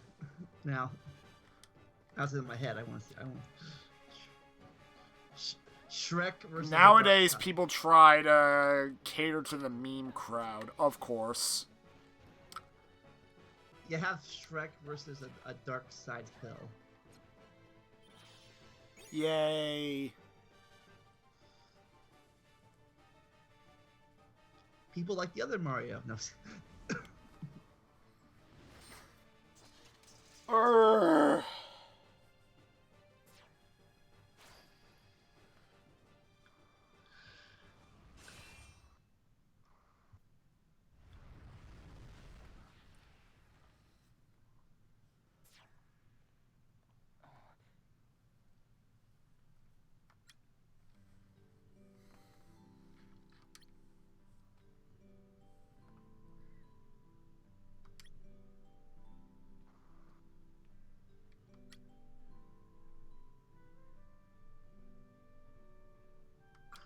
Oh, Xion, you're blowing my mind. Uh-huh. Now they having some ice cream and cookies, and they wanted to now. I've heard I've heard people say this is the saddest of all the games. Yeah. Well, then again, it takes place over the course of a year, and you get to see in depth how the characters talk to each other. When you kill her, I'm like. I mean, the thing is, when you finally have the battle where she dies, like, you spend an entire game that's, like, over 30 hours long getting to know her and how she reacts with him. Yeah.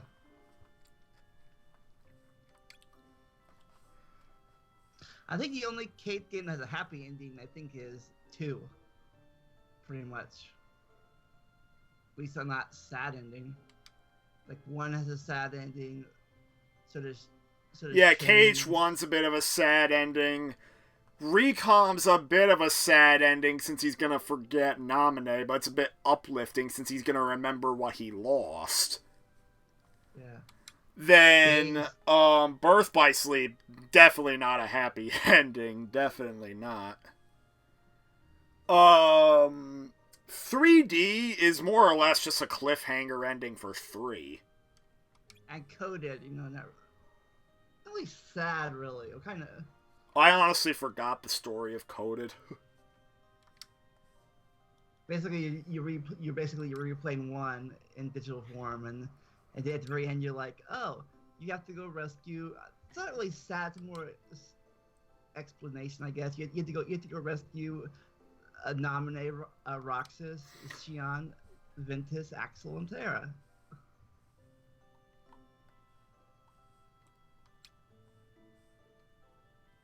And I guess 0.2 is kind of sad, a bit. Yeah, kind of, because Aqua had a chance to get out, and then now she's trapped in there again. Apparently, I saw an article about that scene where the creators he was surprised that people were surprised that Aqua became evil. Well, we don't know the whole story involving that. I was surprised that people were surprised about that. You're surprised people are surprised about that? That's what he said in the text. He said I was surprised that people were surprised. I thought. Who said that in the text? The game creator. Oh, yeah?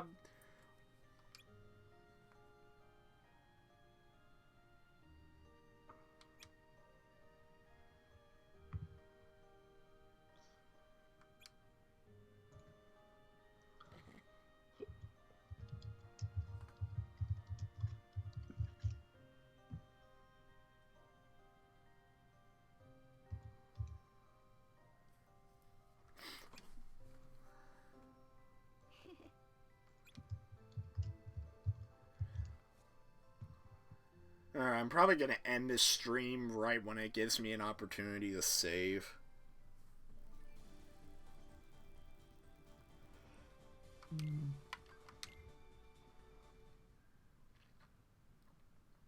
Terminated, so now they're dead. Alright. Well, guys, see you in a bit over on Twitch if you're there. You have a Twitch. We'll be over there in a few minutes.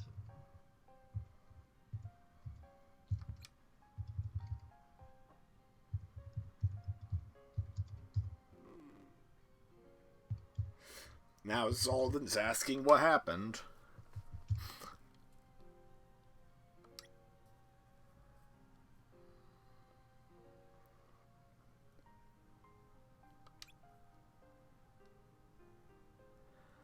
At least one of them has died. So there we go. Now the events of Recom happened, and at least one of the members is dead. So this is at the very least around the times Axel executes Vexen. Was he that one? I think he died first. What, then? Yeah, Vexen's the one who died first. According to the order, they died. The order they died in was Vexen, Larxene, Lexius, Marluxia, and Zexion. I remember we had a hard time editing that together. That's why it was a little bit of fun to edit together the Recom Let's Play, because I was piecing together the two stories. Right when we finished the final battle in Sora's story, I spliced in the cutscene of Riku feeling the castle shake.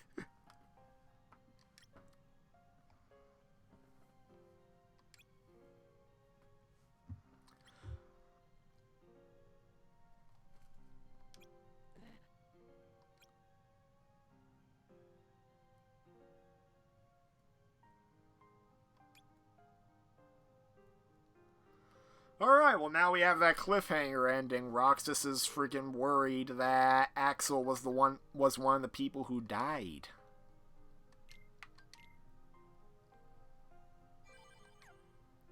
Well, actually, before I forget... Oh, we don't have no level ups. Okay. And yeah, we saved. So yeah, that'll do for today. We'll see you over on Twitch.